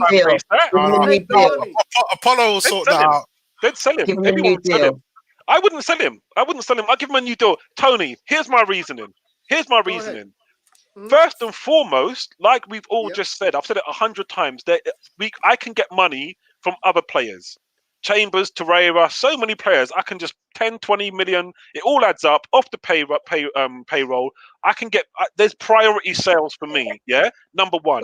Number two, if I do give Lacazette 220 grand a week on a 4-year deal, I don't know how old he is. If he upsets me next season, I'll sell him for 30, 35 because I could do it easily. No, do you know what I mean? If you don't give him a new deal, what are you going to do? You're going to sell him in the summer? Someone whose contract's running out? You'd be lucky if you get 15 million for him. Keep him. Yes. I'm serious. That's what I would do. Lacazette gets a new deal for me simply because I can sell him next season. What a save, Leno. Yes. Yeah. What a save. Leno's an absolute don. Leno's outstanding today. He gets an 8 today. Leno's been listening to me. He's trying to impress you, Ebony. He's trying to win you over. He's been immense this of late. Wow. He heard that you're a gamer, so he's trying to impress you. Wow. Leno, but seriously, I would keep Lacazette. I'd give him a new deal. Yeah. I'd give him a new 3-year deal. I would. How old is he? So just 29? 29, so you know, 29, yeah? so you know, Lacazette, the fifth highest paid player at Arsenal, £9.5 million a year. How much is he on? How much is that a week? He's on like Is it 200,000 a week? He's on like 180. 180, okay. That means he's going to want 200. Yeah, I'd give him 200. I'd give him up to 220. Apollo says Arsenal trying to spend at Harrods with Primark money. Yeah. This is what I mean. We need to sell players in order to actually buy. You know, I mean, who's gonna buy Mustafi? He'll be gone. Oh, okay, fine. We are 4 points behind Liverpool. How? Good question. Socrates. Has he gone on a free as well? Yeah, he's gone. Okay, fine. We released him. Good. You're looking for players to sell. I'm saying you have to look at the big picture. You're looking for players to sell. A lot of money gone out the door at Arsenal. Yeah, I mean, you've got Nketiah, you've got Nketiah, you've got Chambers. I still say give Nketiah a chance. I know everyone's on his case, you know, but give the boy a chance. He will come good. You got Ainsley Maitland-Niles or Bellerin. You got to sell one of them. I'd rather sell Bellerin. There you go. Yeah. That's an easy 25 million for you. Easy 25 million in the bag. So you got Chambers. You got Chambers. You got Guendouzi. You got Lucas Torreira. You got. Give me. I could raise 60, 80 million out of that lot. Yeah, but the thing. That's what I'm saying, bro. Yeah, but we got to pay back loans and stuff. Come on, listen, right? Yeah, we got that £120 million loan that we got to pay back by next year. Got stuff that we. Okay, let me break it down again for you. We have a 23-man squad, yeah? And at the end of this season, yeah, we lose Mustafi. Yeah? We're gonna possibly give Lacazette an extra deal. We're gonna potentially lose Guendouzi. We're going to potentially lose Why are we going to lose Lucas Guendouzi? Torreira. Why are we going to Yeah? lose Guendouzi? Hold on, No. are you He ain't talking about coming back. contracts or selling? He ain't coming back, bro. Who? Guendouzi. Yeah, but he's got a contract, right? You got, Yeah, but he ain't coming back. so you got to sell him. So you're saying sell? Yeah, he has to Okay. go. Okay. Yeah. So Guendouzi, Torreira, David Luiz, Mustafi. Yeah, that's 4 players I've got to go from our squad. Guaranteed. Then you got to make a decision on Nketiah and Lacazette and Xhaka. Yeah, you don't have to get rid of them, but you have to make a decision. You also have to make a decision on Callum Chambers or Mavropanos or Saliba. I forgot about Mavropanos. So did I. You see what I'm saying? So did You I. don't realize how many players we've got. You Too also much. have to make a decision on following Balogun.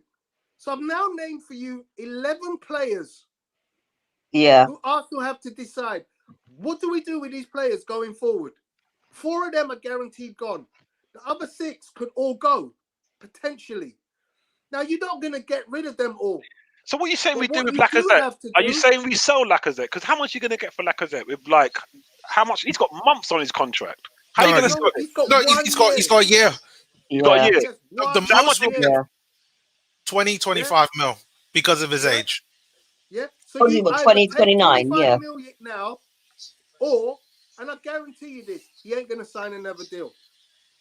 Of I course want not. him to. He wants that want big him to. signing bonus. Yeah. So you I reckon, want him to sign a so new deal. you reckon he won't take 220 grand a week? He ain't You going to reckon what? take it. Arsenal ain't going to offer him that. Yeah, yeah. We'll probably give him 200. And he's going to want 220 because he's looking at Willian getting 220. Yep. I'm not sure if people are confusing me with Tony, because people are telling me that we need to sell to generate money. I've just given you a list of players that I want to sell. I'm not looking to buy anybody. I'm saying, bruv. This is what I'm We've saying. got You're talking. 11 This is players at the least. conversation. The conversation comes from you talking about you want to buy another striker. I'm like, I wouldn't buy another striker. You can't afford another striker. So the way I look at it is now with Lacazette having 1 year left on his contract is, yes, I want that midfielder that you're talking about. Yeah, if it's Aouar, if it's Ndidi, if it's whoever, I want that other midfielder to partner Ahead of a striker, or striker first. We're gonna get that anyway. What? Don't. Hey, hang on. Let me throw another name in the hat. You forgot Danny Ceballos. He's on loan. Gone at the end of the season. He's on loan. Yeah. So there's another midfielder that you're gonna have to replace. Yeah, but I don't know what you're talking about, Tony, because you're the one who was saying you want to buy a striker. You're not doing the math. So what are you talking, mate? You're making argument. I don't know. Is there another Nabil here? Cause I don't know who's talking for me, because I don't know. I'm the one who's saying I'm looking at a centre attack midfielder and a central midfielder. Listen, before I look at a striker, I'm not interested. But you can look at all of that, and you can still have a striker. No. You can have all of that and haven't even spent a penny. This is what I'm saying, mate. This is what I'm saying, right? Go ahead. My point is this, right? And this is why I'm looking at Lacazette, yeah? Mm-hmm. If you're talking about buying a striker to replace Lacazette, we ain't got the money for that. We ain't got the money for that. Even with the player sales that we just spoke about. And even if we were to get the money from those player sales, I personally believe that centre attack midfield and centre midfield are more priorities than striker when we have Martinelli, Nketiah and Aubameyang. But we don't have anybody in centre attack midfield except ESR. We don't have anybody in centre midfield except Xhaka. These are my priorities. I'm not looking at buying no striker. That's the last thing on my list. I'd rather get a left back before I get a striker. No, okay. So I don't think you quite get where I'm coming from. My point is, you can have all of that cake and a striker. Because in my opinion, there's so much stuff that's going to be leaving the club. So, but I've asked you already, yeah? Because when I think about this, okay, maybe I'm not the scout that I thought I was, yeah. But when you're talking about a number 9 or a centre forward, I can't think of anybody. You know, I just don't. Like who? You ain't looking at French football. You ain't looking at Spanish football. I ain't buying no more French rubbish. Italian I ain't buying no more French rubbish. You're not looking in Germany. You're not looking at Holland. No, I mean, I don't know. Personally, I really don't know. Honestly, I mean, I honestly don't know. Me personally, you mentioned Haaland, and I just love that player. He's my favourite player. I love him. Let me ask you a question. Season finishes, yeah? Southampton finish 8th. Arsenal finish 6th. Would you go and have a cheeky dig? Dig to get Danny Ings? No. Over Lacazette? No. I would. No chance. No chance. I would. What, you mean Danny Ings who flopped at Liverpool? You're having a bloody laugh. How much wages is he better on? at Southampton, though. He's in his lane, that's why. He's in his lane. He can't deal with the big club. He's on no more than 80 grand a week. He's in his lane, mate. Never. Arteta wouldn't even listen to you. He put the phone down on you.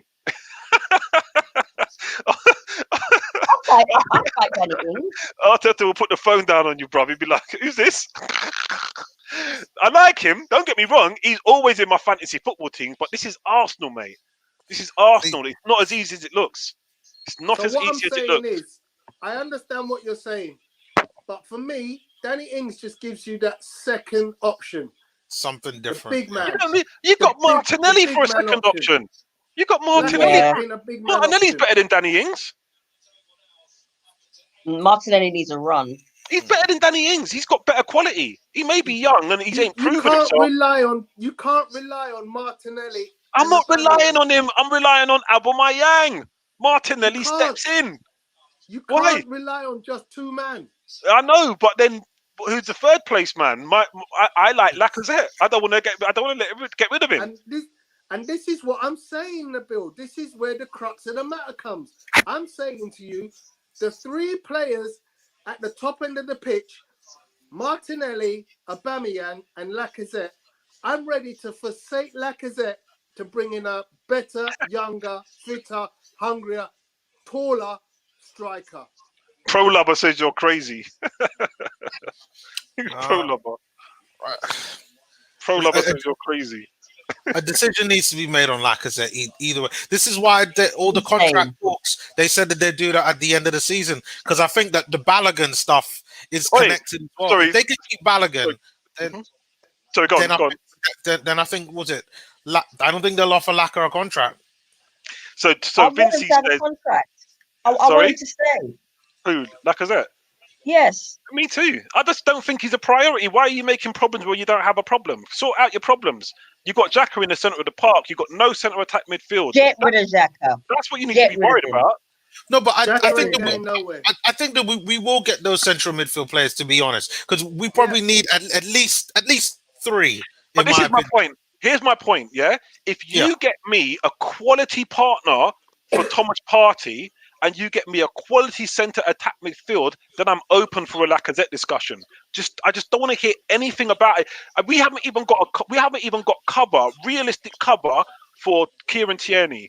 You know, I'm more, and you know, like I said, David Luiz is coming out. Is Mari going to hold up? Hopefully he does. But these are the areas that I'm just not focused on striker. But yes, he's got a contract pending right now. Me personally, I put a deal on the table. He takes the deal, I'm happy. If you don't take the deal, fine, get rid of him. What more can you do? You can't kidnap him, but he's not my priority. You've just seen what's his name?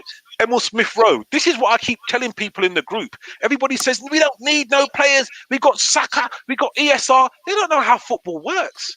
You think you can just drag people out of no consistent game time, throw them into the pressure cooker of the Premier League, and that's all you've got to rely on? They're going to get injured, bruv. Or you're going to hamper their development and make them burn out in 3 or 4 years' time.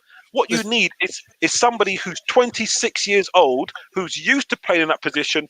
He slots in, and you have ESR, Martinelli, working their way in gradually into the team. That's me. No, but those positions will come in. Like I'm guarantee you in the summer, those things are going to be addressed. I just think that Guaranteed. the Lacazette situation will also be addressed at the same time. But like central midfield, it's an obvious one because even right now, it's like we don't even have enough bodies. That's why Odegaard is coming in. That's why it doesn't even matter like how good did he does or doesn't do, because if he can just play a handful of games, that would go across, helping with any type of injuries, suspensions, just general tactics. Overall. But it's a big deal. I totally understand what you're saying, Nabil. I don't have a fear that Arsenal will address the needs. Yeah, the goalkeeper, the left back, the right back, the centre midfielder, the central attacking midfielder.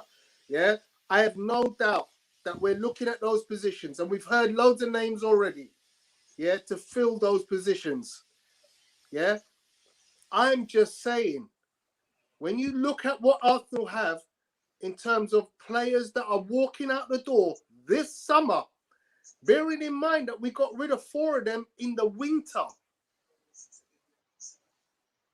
we're losing a lot of manpower. Players that are in our squad are going to be gone in June. Yeah. And I think we can do what you're asking for. And my position on the striker position is we should be looking past Lacazette right now. But that's difference of opinion. You and Ebony definitely want Lacazette to get an extra contract. Me and Naomis are looking at Lacazette and saying, you know what? I don't think he deserves to be considered for another pay rise and what is probably going to be looking for a 3-year contract, right? Yeah. Actually, he's what, 32, 33? In 3 years, you're going to be looking at another Mesut Ozil with Lacazette. If he was 25, I'd offer him a new deal. Like I really would, because then if things didn't work out, then you sell him when he's like 28, and then you still have a couple years left, and then you could go maybe get 30-40 mil for him. But so what are you saying? He's got 12 months on the contract. Just let him run it down then. No, I don't want to. I'd rather, if we can sell him, great. But if we can't, then so be it. Like keep him, and let him run his contract down if that's what he wants. Like I said, my point isn't really so much about giving him a contract or selling him or anything like that. It's just about taking my money and buying another striker. That's not my priority. Not when I've got Lacazette right now. Whether you play him, whatever, you've got Martinelli, you've got Aubameyang, you've got. As it stands, you've got Balogun and you've got Nketiah. That's not my priority. My priority is centre attack midfield and centre midfield. These are my priority positions. I'm not interested in buying a striker. I don't know what I would. I really don't know what I would do with Lacazette because there's an argument for just keeping him and just letting him run down his contract, and just letting him play. Should we go to contract player ratings? Shall we do the player ratings? Yeah, let's do the player ratings. We can go on about this all night, Who wants to go first? Start from clockwise. Naomis, go on. You're on mute, though. Shit, my bad. Leno, I'm going to give a 7.5. I thought he was really good today. He made some good saves, made sure to keep the score line down. I think if he'd made a couple of mistakes, this game would have ended in a draw. But I think he played well, did everything he needed to do. And it's been a big improvement. He's been getting lots of criticism, and I think he's improving and he's starting to prove people wrong. So for me, 7.5. Bellerin, I'll give a 6.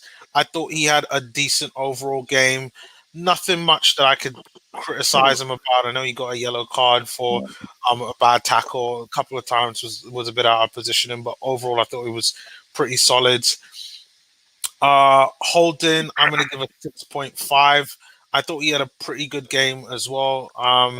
Had some last-ditch tackles, was doing everything that he needs to do. I think that he just got along with his game and did it well overall. So for me, 6.5 there for him.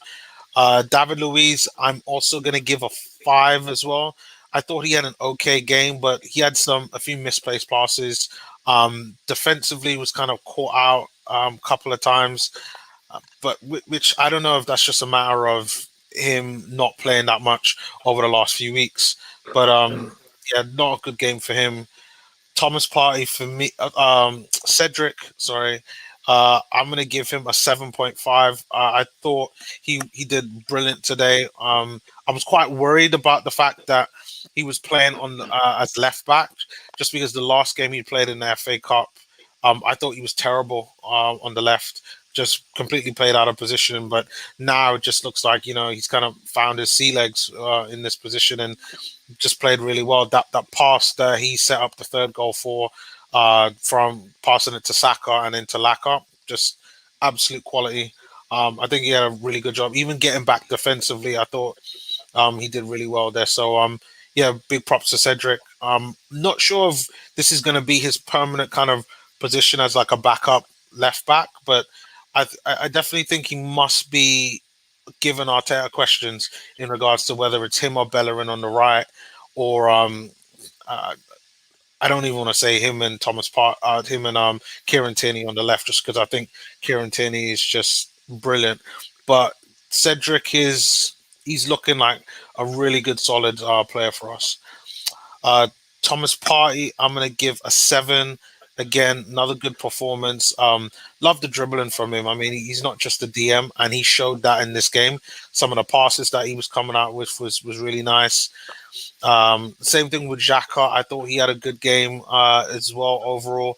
I'm gonna give him a 6.5. I don't think he was as good as Partey, but I still think that he had a good game too. Smith Rowe, I'm also giving another 6.5. I think he did well in midfield, tracked back a lot of times, tried to create things, but wasn't as good as in previous weeks. Saka, for me, he gets an 8. Again, another brilliant performance. Scored a goal, got an assist. I mean, what more do you want out of a player? And he's 19 years old. I mean, that's it. Pepe, I'm going to give a 7. Uh, a really good performance. I think this is probably the highest rating I've given Pepe in a long time. Scored a goal. Really good on that left hand side. I just hope Arteta kind of continues with that for the next games. And then Lacazette, I'm also gonna give 7.5 as well. Again, good solid game. Held the ball up well. Scored a goal. Nothing more I could say about Lacazette. Just really good and functional. And yeah, and that's it for me. Excellent. Nabil? Okay, so I'm quite generous with my ratings, by the way. So for me, 2 good saves, keeping us in the game, gives Lino 8. I think Bellerin, he was okay, 6. Holding, again, a nice solid performance. So for me, he gets a 7. I thought Louis done okay. Didn't think he done bad at all. I'd give him a 7 as well.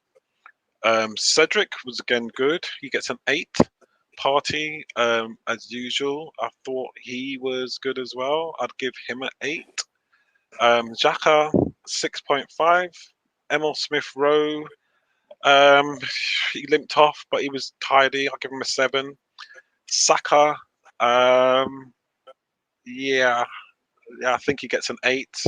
Yeah, he got the assist, he got a goal, so no, he gets an 8.5. Man of the match, Saka. Pepe gets an 8. Best game by a long way that I've seen from Pepe. Just wasn't giving away the ball, just whacking silly crosses in there. He played very well on the left. Lacazette, he come close to man of the match for me as well. Yeah, he was involved in everything good up front, but I'll give him an 8. So for me, Saka, man of the match with 8.5.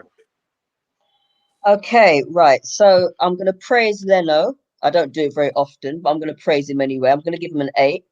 I think he started to command his area a bit more now. He's catching more. He's even actually doing more fly saves, as I call them. And today he made 2 vital saves today.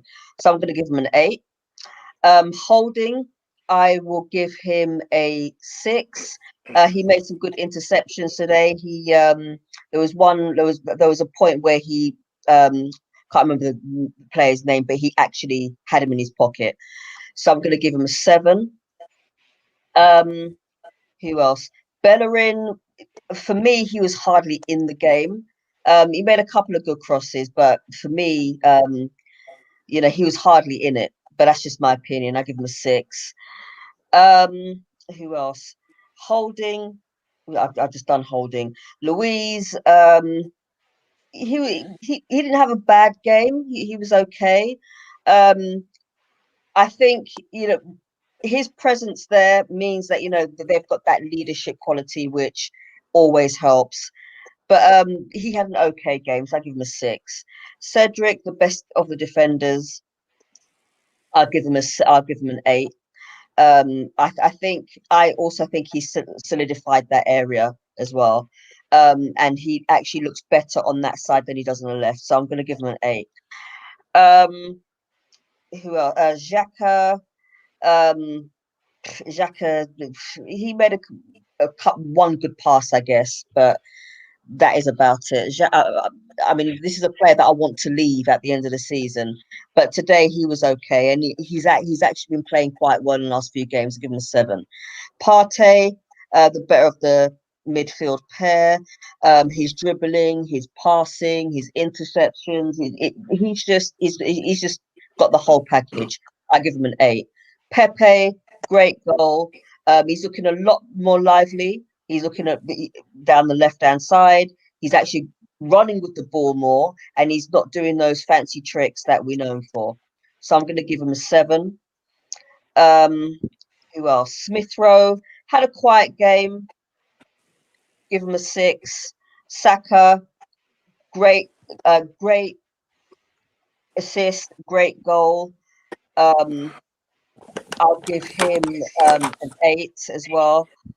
Lacazette, great goal again. I love his hold up play. I'd give him a 7.5. Have I missed out anyone? No. Yeah. So, but I mean, for me, it was an all-round good performance. It's just that some players didn't have. I'm not going to say lackadaisical, but sometimes you can't always have a great game every game. But that's how it goes. So for me, I don't think anybody had a bad game. Southampton caught us on very cold in the first few minutes, and they scored a goal which I don't think you could blame anybody really, because it was a bit of a rasper from outside the box. So defensively, apart from the blip in the first few minutes, very good performance. And considering that you're up against a player who I like a lot in Danny Ings, to keep a player like him quiet. Obviously, Theo Walcott had some chances, but generally, he was forced on every shot that he took, and therefore was unable to get any of them on target. And for those who were saying, why did we sell Theo? Well, maybe the fact that he didn't get any shots on target today. So Leno had a good game. I'm giving him an 8. Bellerin, 6. Holding, 7. Luis, 6.5. Cedric, 8. Partey, 7.5. Xhaka, not enough credit. Today, he had a good day. He didn't make any mistakes. And he got an assist. So he's getting an 8. Well done, Granit Xhaka. Smith Rowe, the man who just doesn't play a bad game. He's getting an 8. Saka, 8.5. Man of the match. Pepe, very effective. Both ways as well. Getting an 8. Lacazette, very effective. Both ways. Assist and a goal. 8.5. Co-man of the match. Okay. What about the substitute? Are we gonna do the manager? Oh yeah. Yeah, why not? Because he made such a huge difference in the choice that he made the worst decision going in playing the team that he played on Saturday, although we kind of expected it to be weaker, but we didn't think it was going to be that weak. But that team he put out on Saturday was a dead team. That team was dead. Today's team, I knew he was going to win. I knew we were going to win. But you know what it is? Looking at Partey getting cramped, looking at Emil Smith Rowe limping off, can you imagine if we played this team in the FA Cup, and then what would we have today? We'd probably lose today with a possibly. Yeah, I was not concerned about the FA Cup. The 2 games in 3 days required a sacrifice, and the sacrifice had to be the FA Cup. The one position that I do not understand, I will not condone, is Willian. I'm sorry. Yep. I'd rather play Joe Willock. I'd rather play Sideshow Bob. I'd rather play any of our under 23 players. I'd rather play Miguel Aziz than play Willian any longer, because I'm done with that player. So what would you give the ref? Not the ref, Arteta. I'll give Arteta, for today's performance, I'll give him an 8. Oh, no, miss.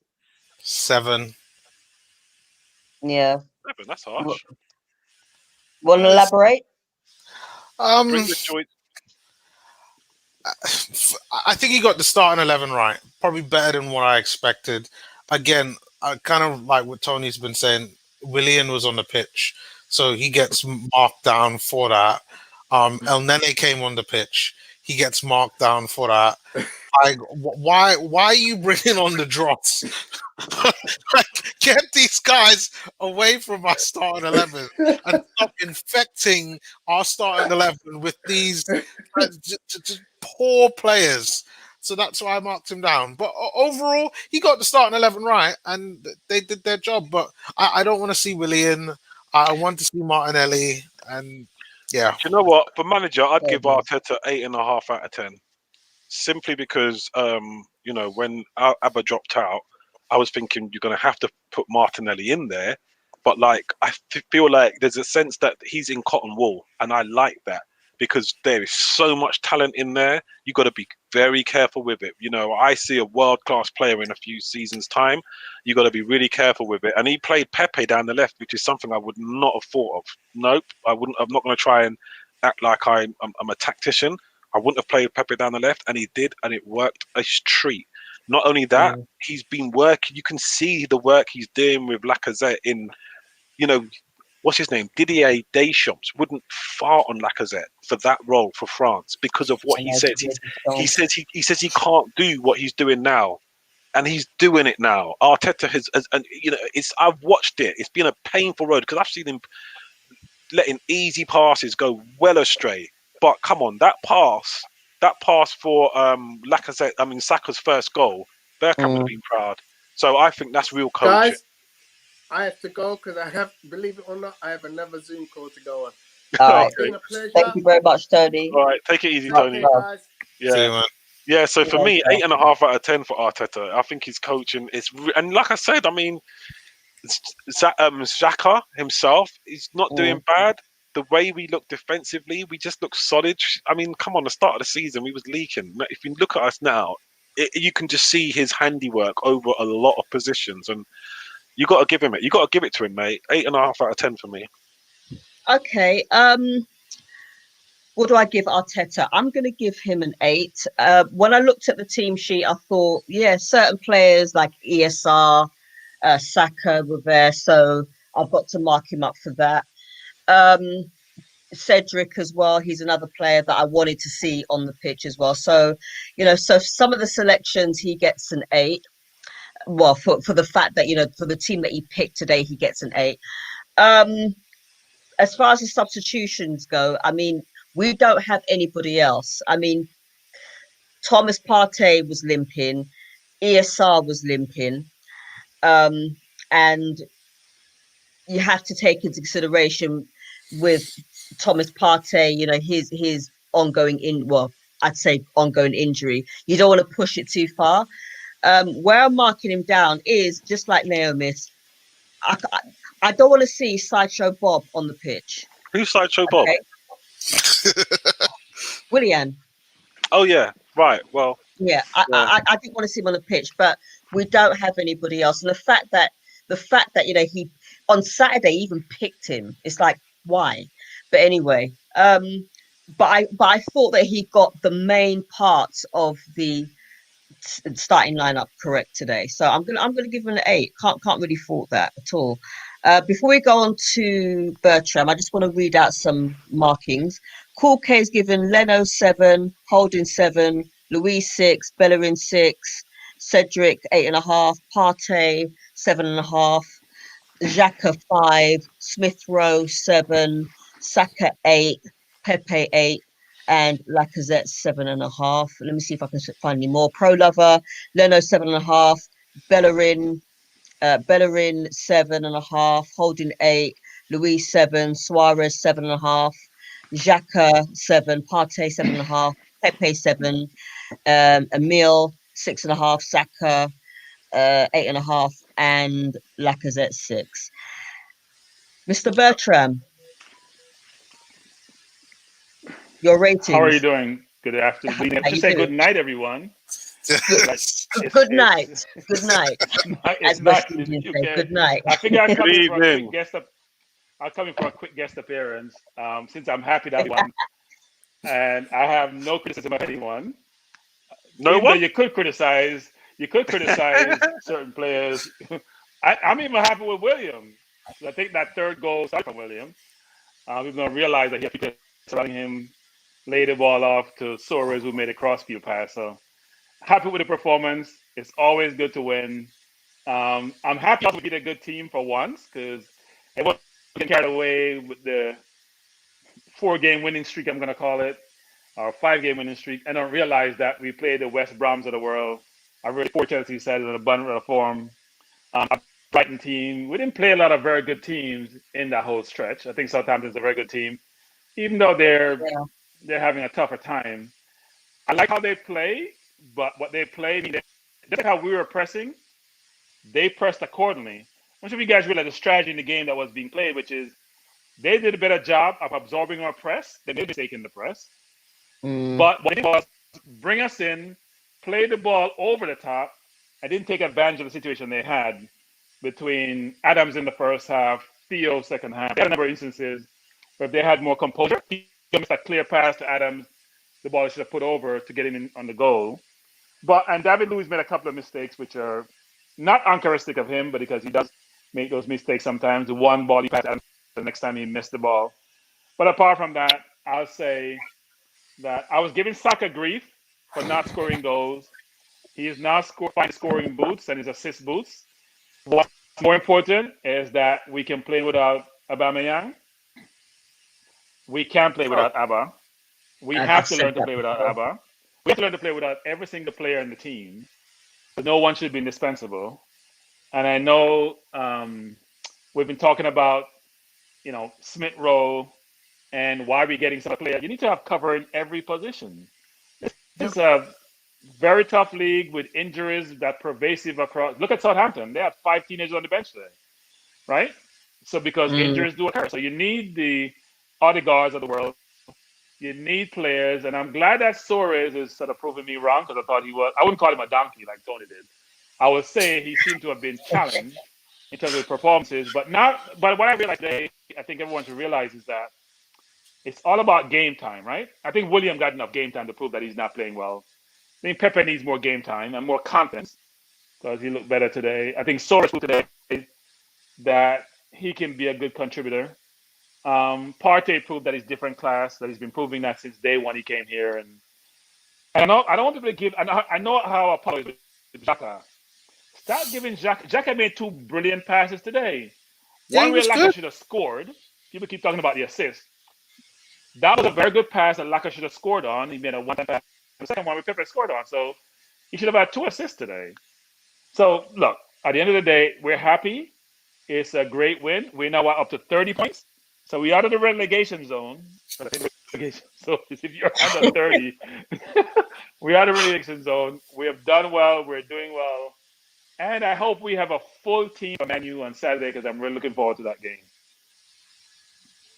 Oh, so, all right. That's my soliloquy. That's my soliloquy right there. No player ratings because I thought everyone deserved at a minimum a decent grade. Guys, I want to love you and need you. I want to love you and need you guys. All right, cool. Thank you, right. Nabil. See you later. Peace. Excellent. All right. Okay, let me read out Greg G's rating. So Leno gets a 7, Bellerin 6, Holding 7, Luis 6, Cedric 8.5, Partey 7.5, Xhaka 6.5, Smith Rowe 6, Saka 8, Pepe 8, and Lacazette 7. So, nobody. I don't really think it's worth doing the substitutes because they just didn't. Unless you want to give Sideshow Bob a 5 for falling over. Why not? Give Yeah, him I'm a going to get 5. a higher grade than Saka because Saka had an assist and a goal, and I think his goal was well taken. Yeah. So if definitely. I was to grade, I would think Saka. I mean, Cedric played really well. Would have gotten probably the highest grade of everyone actually, given his contributions for the day. And even though we were challenged defensively sometimes because Southampton does press, they're fit. It's one thing about Southampton, they're very, very fit. They run our game, but we've coped with the pressure well. So more power to us. I mean, I think there was a lot of cancelling out of each other today, and in the first half they did press better than we did. To be fair to them, so and they deserved their goal, but there were moments in the first half where we just looked a little bit lackadaisical, particularly at the back. But we overcame their pressing, and I think in the second half we actually pressed a little bit more than they did. I thought that they were trying to. I think what they were trying to do is they were trying to counter attack, but it didn't actually quite come over. But yeah. Yeah, no, look, I think I think we we're in a good run of form. We lost. Look, he sacrificed the FA Cup. I don't think he sacrificed the FA Cup. I think what people don't understand is that he played a very experienced team for the FA Cup. I mean, it's not like he's playing players who are from the academy are playing all the we're now saying the youth should play and the old folks should play. We'll get paid a lot of money. Pepe gets paid a lot of money. William gets paid a lot of money. Abba gets paid a lot. I mean, they all get paid a lot of money. So why wouldn't they be on the field? I mean, the grief that he got from I wasn't perturbed with the team selection, except for William, I must admit. I think William hasn't deserved to play. But then again, I do think you have to play him to get him out of his funk because no matter anyone wants to say, we know there's a good player in there someplace. He's just hiding. Yep. And we don't know why. We need to bring him out. So you can only bring him out when you get game time. You can't bring him out when he sits on the bench. If he spookies him, give him 20 minutes here, 50 minutes here. Hopefully the William that we know from 7+ years at Chelsea will reemerge and he will start demonstrating why we're giving him 200K a year. But I don't think you can not just play a player because even though we all are frustrated with his performance, because we'll never get him back. If he stays on the bench for the entire season, I think Arteta thinks he can make top 4. I think Arteta thinks he can make top 4. No, don't shake your head, Neil. The way the season is going, if you beat the lower teams and draw with the better teams, you have an opportunity. No, that would mean Arsenal would have to be consistent, and that is something that I don't see. Like I worked out the maths. If we was to be consistent, we could pick up about 42 points right now, which would be enough, in my opinion, to get into top 4. But that would mean that we'd have to beat everybody that's below us, and that all the toughish teams like Manchester United, Spurs, Wolves, Aston Villa, Leicester, we couldn't lose them. We'd have to get at least minimum a draw. And the only ones I would honestly say... It's going to be a tough run of games. Yeah, it's a tough run of games coming up. Look, if you're playing well and you're confident, that says a lot in terms of how you progress. And the team is confident. When you win, it gives you confidence, right? Now, you may get reality check if you go play at Man City, for example, who is playing without center forward and just scoring goals for fun. But we're not West Brom. We are Arsenal, and we're playing better. So and we now have the great Odegaard. I'm sure Saturday. Listen, I'm not saying anything about Odegaard until I've actually seen him play. I'm not saying a word. Let me just read out D-Dubs. D-Dub says, Arteta put all his eggs into tonight's basket and the players repaid him. That shows there is belief in him from the players. I'll give Mikel an 8. I just personally would have preferred the cup win. And I can understand that because potentially that could have been our only chance of silverware. And I know people knock the FA Cup, but people need to remember, just because there's more money and more oligarchs and more investors in football teams these days, don't dismiss prestigious FA Cup.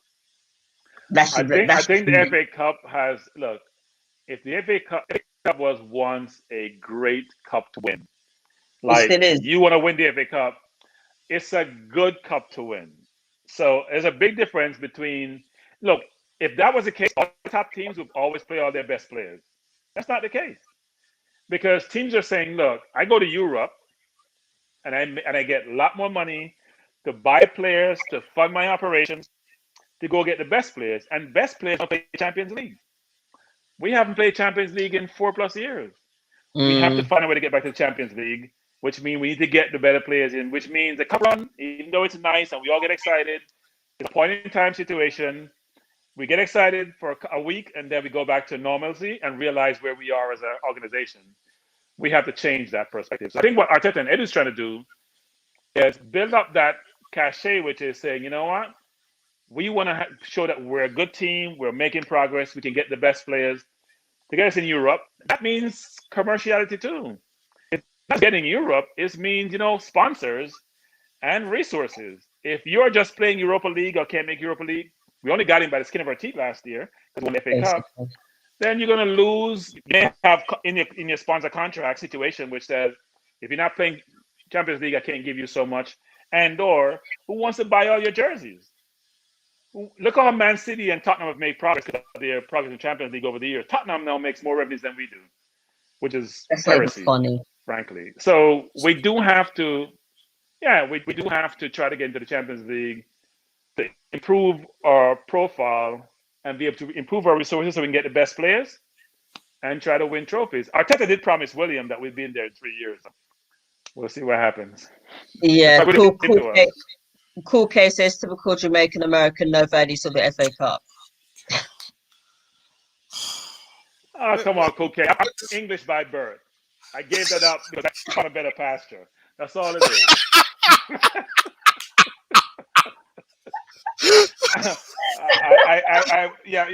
I've lived in the UK too. I've lived in London. So I was in London 6 years ago. So no, it's not about a Jamaica and US. It's more about I see the big picture, which is I love the cup. I love the we've won 4 of the last 7 years. We're still struggling to make top 8. With you, bro. We're still struggling to make top 8. That's not good enough. We're trying to get where Man City is. We're trying to get where the Barcas are. We are. And we can't get there unless we get to Champions League. I think just give it time. I mean, we still have some young players coming through that are playing, week by week, and then we still have some, and then we still got some players, older players who are playing week by week. But then a lot of the older players are not they don't seem as hungry as the younger players for me. And I just think that because Arteta's come in, he's been there just over a year now. And what people need to remember is that he's not going to do everything. He's not going to get the team that he wants within a year, or even 2 windows or 3. It's going to take quite a few windows for him to get the players that he wants because he's going to have to sell some players as well. That's the realistic thing. So this time going forward, things are looking up, but me personally, I'm keeping my feet on the ground because I know how we are. What's this? Bakayo Saka said, I spoke to Laka before the game. As soon as you get the ball, I'll run in behind. He listened. I was really happy with that. And there you go. Perfect. And you want to get rid of Lacazette? Hell no. No. It's not to do with ability. It's more financial. That's the only reason why I do it. If he was 25, sign him up. But you still sell him, though. You still sell him. Yeah, it's a tough one, right? He's getting close to that big 3. Oh, it's in the 30s being old, but he's getting close to the big 3-0, and that's where you get on the edge, right? You're right, tipping on the edge. You give him a 3-year contract to take him up to 33 years old. That's tough to do, actually, especially in this environment. And he's making 150 plus. He's going to want to make at a minimum the same amount or more, even in a very challenging economic environment. So look, I do think we need to get younger in the center of the park. I know Paulo hates me saying this, but Nketiah is not the answer. You need to get better players. If you're trying to be world class, you gotta get world class players. I do Give think the Edu and boy a Arteta have a chance. plan, though. Yeah, Say I that do again, think so. Ebony. Give the boy a chance. I say this every time I speak to you. Give the boy a chance. So 2 I do years. Arsenal want to give him a unbeaten. chance. I want to send 2 him to. years. I do want to send him to the Yeah, championship. Oh, you want to send I him do to the want to give him to the championship. championship, not an on Arsenal. loan, on loan, Yeah, on yeah, loan. Let's send him to the yeah, championship yeah, on on loan. loan, on loan, on loan, Yeah, or sold with an option to repurchase. But he's not Mm-mm. ready. I watched the, they couldn't even control the ball. I mean, don't you guys watch? You didn't watch the game we played the game and Southampton. yeah. He got a lot of playing time. He was awful. But you know what? Let me rephrase that. He wasn't that good. Let me use less toxic It's the terms. same thing. He wasn't that good. Arsenal are unbeaten in the 17 games He Emil needs to do Smith Rowe better. started for the club in all competitions. So when you look at Yes. when you look at somebody like Emil Smith Rowe, that midfield position in that number 10 role, that's his because he can create. He's a great assist. He's great at assisting. Just leave him there. I mean, play him as much as you can. I mean, obviously, I mean he's like 20 years old. You don't want to burn him out too quickly. So just You leave know, I him think there. that's about Smith Rowe is energy. He's Yeah, mobile. He's energetic, and he plays both ways. Unlike some person who you guys rate, who I call a certain name, he Oh actually helps Lord. his defense out. He helps his defense out. I'm not calling him a name because the person's not at Arsenal anymore, but he helps his defense out. If you watch Smith Rowe, he plays both ends. He just doesn't play offense and then sit back and say, "Go get the ball and give it to me." He actually go work for the ball, and he's actually seeing the but play the thing before is it though, occurs. you do have some players that don't really fight for the ball. It's just a case of let me just run into that position, you feed me, and then I'll pass it to someone, and then I'll run somewhere in the hope that they'll feed me again. Some players are like that. Yeah, I don't think Arsenal players are not trying. Even the ones not doing well, I think sometimes they're trying too hard, especially William. And if you try too hard, sometimes you become unsuccessful. I do think they're trying. I just think it's not really working well for them. Like Pepe. Pepe has abundance of skill, but I'm not sure he knows when to dribble and when to pass, right? Like today, sometimes just take the ball and go. Let the defense Mm. catch you. Don't stop it and go around in a circle and not moving. And hopefully he'll get more confidence from playing. What you want is competition for places. So he scored today. I'm sure he's going to give him confidence. William came on, didn't embarrass himself. Smith Rowe played well. Partey played. A number of people played well because when you Yeah, win more often than not, especially by a score of 3-1, players would have done something to win. Defensively, I thought we were challenged, especially in the first half. But at the mm. end of the day, we won. It's a good win. Let's hope. I'm really looking forward to Saturday's game. Hope we don't embarrass ourselves because Uh, We'll be all right. I am believe that We'll we be can shut fine. down Fernandez like we did the last time because he cannot play when he plays against people of ability. Sometimes he fades. Now, if you get a lot of speed, you're in trouble. But when you pressure him, he doesn't play that well. So let's hope that Smith Rowe or Partey or someone put him on the lock and key and we can shut them down and win Saturday. But I'm looking forward to the Saturday. It's midday here, so in the middle of my day, and I'm looking forward to Yeah. it. Naomi, what's your feelings for Saturday? Because I um, think we could win and it'll be at home. I'm going to be more conservative. I'm going to say it's going to be a draw, and if we get a draw, that's great. As long as we don't lose. But if we can get a win, great. But I'm gonna go for 1-1 draw. I think Manchester United, they've turned out to be just a really tough team to break down.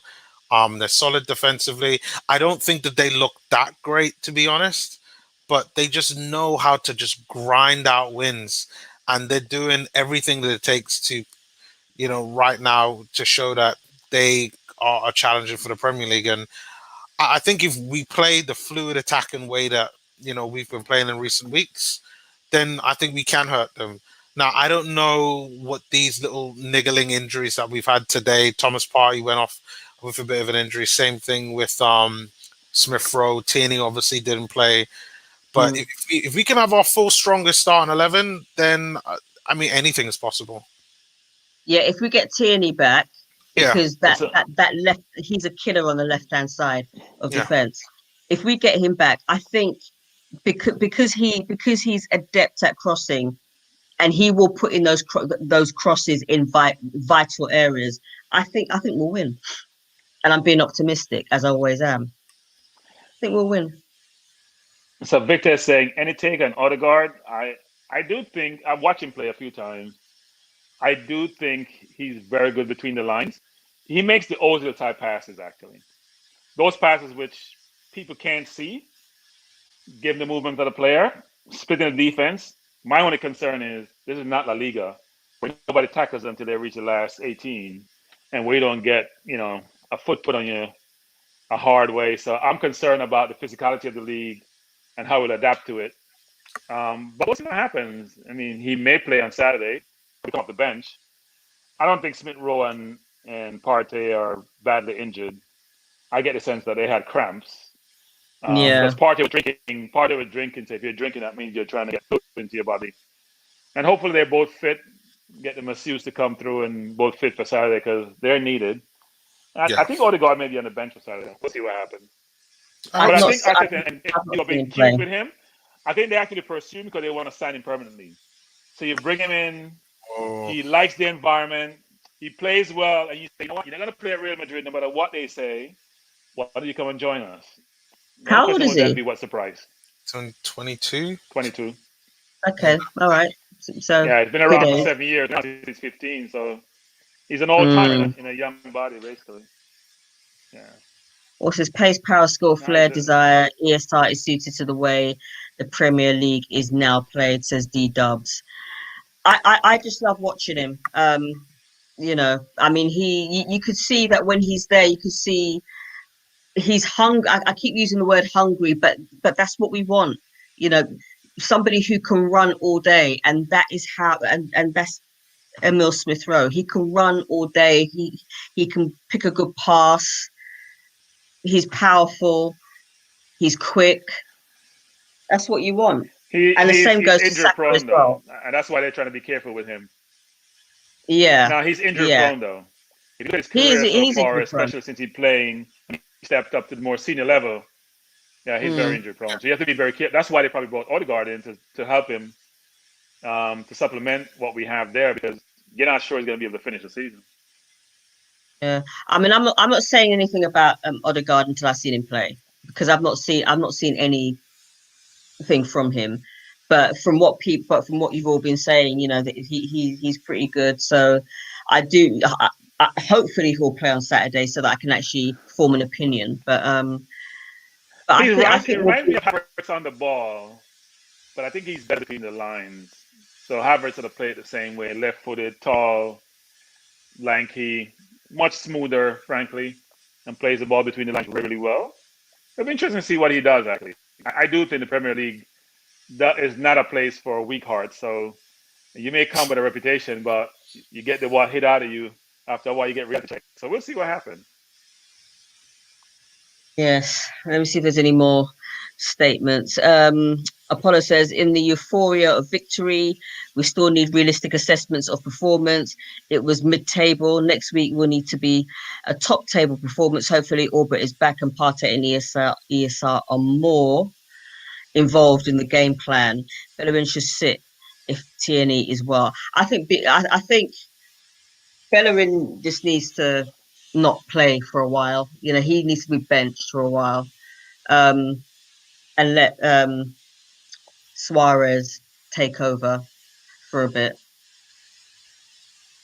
I don't know what you guys think. I'm surprised Apollo saying this because Apollo seems to do this both. So Apollo will say to us, "Well, why are you saying that? We beat a team. All the win counts. It doesn't." Now he's saying we should be focused on the performance. Because when I talk about Europa League and we're playing pub teams, he's like, "We pub teams. We won. You got to beat who's in front of you." So Apollo, I'm trying to understand the logic here when you're saying, well, it was a mid-table team. A team is doing really well and have a game in hand on us. I think we're ahead of them now on the table. And they play decent football. They're on a challenging patch right now. But I do think... Is this Chelsea we're talking about? We're beating who are in front of us. I do think today, though, we were a little bit slack when it comes to defending, frankly. If they were better up front, it may have been a challenging game. And and I heard you guys before said something about the first goal, which is that was Pepe's fault. Yeah, that's what I said. Pepe was Pepe marking Yeah, himself. marking his He's yeah. not guy. marking anyone. He's in Never Neverland. Like, But then not again, taking away yeah. But then responsibility. again, that free kick wasn't even a free kick. It was an open play. That was powerful, and Leno couldn't have done anything about that goal. But then Pepe should have actually tracked him, which he didn't. But Yeah, no, Pepe should attract him. If Pepe attract him, then he's under more pressure. He doesn't have a free reign to score, right? He had no pressure at all. Greetings, how Party get injured? We didn't see Party get injured. He just went down, didn't he? yeah, I think Yeah. hopefully it's cramp. Hopefully it is cramp. Yeah, he walked Um, off the pitch. yeah. So, and then Who else? Says Apollo says, I'm talking your language, Bertrand. Every team is equal. You have to beat whoever's in front of you. But Man United are title challengers, big game, and it will be a big game on Saturday. It will be at home, and it will be a big game. And I think we need to defend better. I mean, their defense isn't great, but their forward line is actually quite something to challenge. Well, in And my mind, it's not home because I don't know where home is. I don't know where home is for us nowadays. Home, just like the opponents are coming home when they come to play us because we won away and we lose at home. It doesn't really matter nowadays. And when there's no crowd there, that also affects how you play at quote unquote home. I think Man U is very, very confident. Think about it. They just beat Liverpool. They beat Liverpool in the cup. They've been playing the better teams really, really well. Cavani's really giving them a lot of oomph up front. He's a big difference maker for them. Pogba's gotten his mojo back. He's playing really well. And he's playing both ways, actually. But I do think our kids don't fear anyone. If Tierney's fit, ESR is fit, Saka is playing really well, Partey comes into his own, the great Xhaka is playing well. My concern is the center of our defense, actually. David Luiz has mistakes in it. I think when we played Man U the last time, Gabriel locked up Rashford. And that was a difference in the game. Rashford didn't get much of a kick because Gabriel is physical and can stay with him athletically. David Luiz is prone to make some real mistake that really good players take advantage of. Like he did today, made two today, and it didn't cost us. So between him and Holding, I think we may be challenged in the middle of the park with Cavani running like a little young buck running wild up front. But I do think us to give them pressure. I do think we will probably control the midfield like we did last time. Last time El Neni and Partey controlled the midfield. I think Xhaka and Partey can do the same thing this time around. hopefully. do you think that Gabriel might make a return? Because I mean, he has. I know, like everybody looks at the goal that kind of flicked off of him against Southampton, but I mean, he's back. Before he got suspended, he was doing pretty well. He had one bad-ish type of game, and then since then he just hasn't been able to get back. I know he's had the COVID stuff as well, but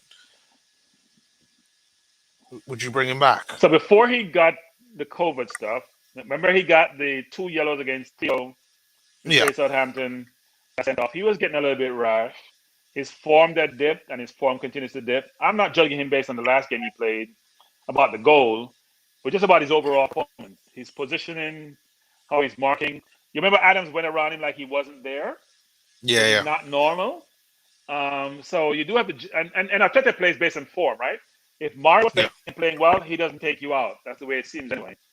And if that's the case, then I don't see him coming back into the team. The team has won without him. There's no way I see him get his place back anytime soon, frankly, unless somebody gets injured, or is just horrendous. I don't see that happening. So I don't think Gabriel will play. Even though, given the physicality and athleticism of Man U's front three between Rashford and Cavani, maybe they play Martial, you do want physical, mobile people playing against them. But I don't think that, especially if Tierney comes back, I don't think that'll be the case. I think they'll play who played today, where maybe Bellerin being substituted, Soares taking Bellerin's place. Yeah, I'd rather see him. I'd rather see Soares there than Bellerin. And Bellerin's good at going forward, but sometimes, well, most of the time these days, defensively he gets caught out. But so I'd rather see. So D's saying that Partey should be man of the match. This is why Without him, we Partey would was have man of the lost. match for me. Look, I mean, If he never played, we would have lost that game tonight. His strength, power, elegance, and flair was a standout in the middle of the park. Agreed. So I'm hoping. On Saturday he actually plays Partey. I think he'll play. They probably done training for a couple of days. He'll play. He has to play on Saturday. I mean, I brought him back early for a game against Tottenham when he pulled up, so I'm sure he's going to play if he doesn't think he'll re-injure himself. Victor says Pepe was lucky. Our left-hand side is the stronger side. Just compare his shots at goal compared to our regular left wingers. Yeah, I mean, when we do play our left, especially when Tierney's playing, the left-hand side is strong. Like the whole of the left-hand side is strong. Would you agree? Yeah, the thing on Saturday, someone mentioned Man U defense is suspect, but their midfield attack. The question for them, does he play two centre midfielders between Fred and McTominay, or does he play with a more attacking midfield? With He'll Fred and probably play McTominay, with Pogba and Fernandes. Question is, what route does he go? Because that will determine how we match well with them. When he plays a better teams, he goes with defensive. The question is, what will he do? I reckon, I don't know what you think, Naomi, but I reckon that Solskjaer will play a strong team on Saturday, and he will have all his best players. Like he's going to play Rashford, he's going to play Pogba, he's going to play Cavani. He'll probably play what's a spam head, Maguire. Who else? You know, he'll have his best. He'll have his best team out, and we'll have to have our best team out. Yeah, I agree with you. I think he's going to go full attacking. I think it's going to be Cavani up top, Rashford on the right, Martial on the left, with Pogba and what's the name, Fernandez, and Fred in that midfield. And I think that's how it's going to have it. And I think we are going to have to almost match them in terms of formation and players, because in the midfield we could get overrun. Pogba is a handful, and like you could probably mock Thomas Partey just to deal with him, but who's going to deal with Fernandez and Fred? And that's Cavani.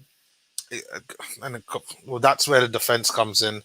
Well, we don't have paper knives, you know. We do have ability also.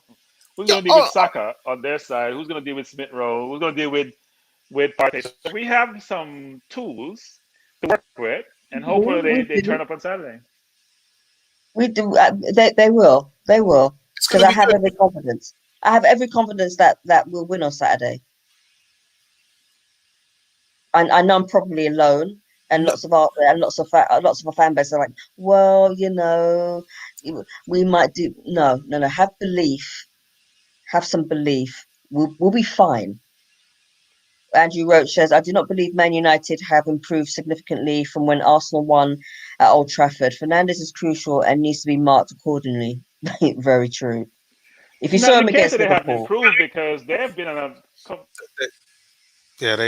on a winning streak. They've improved significantly in terms of performance. I mean, look at their record. You know, they had the best records over the last 7-8 games. Man City's been doing well also.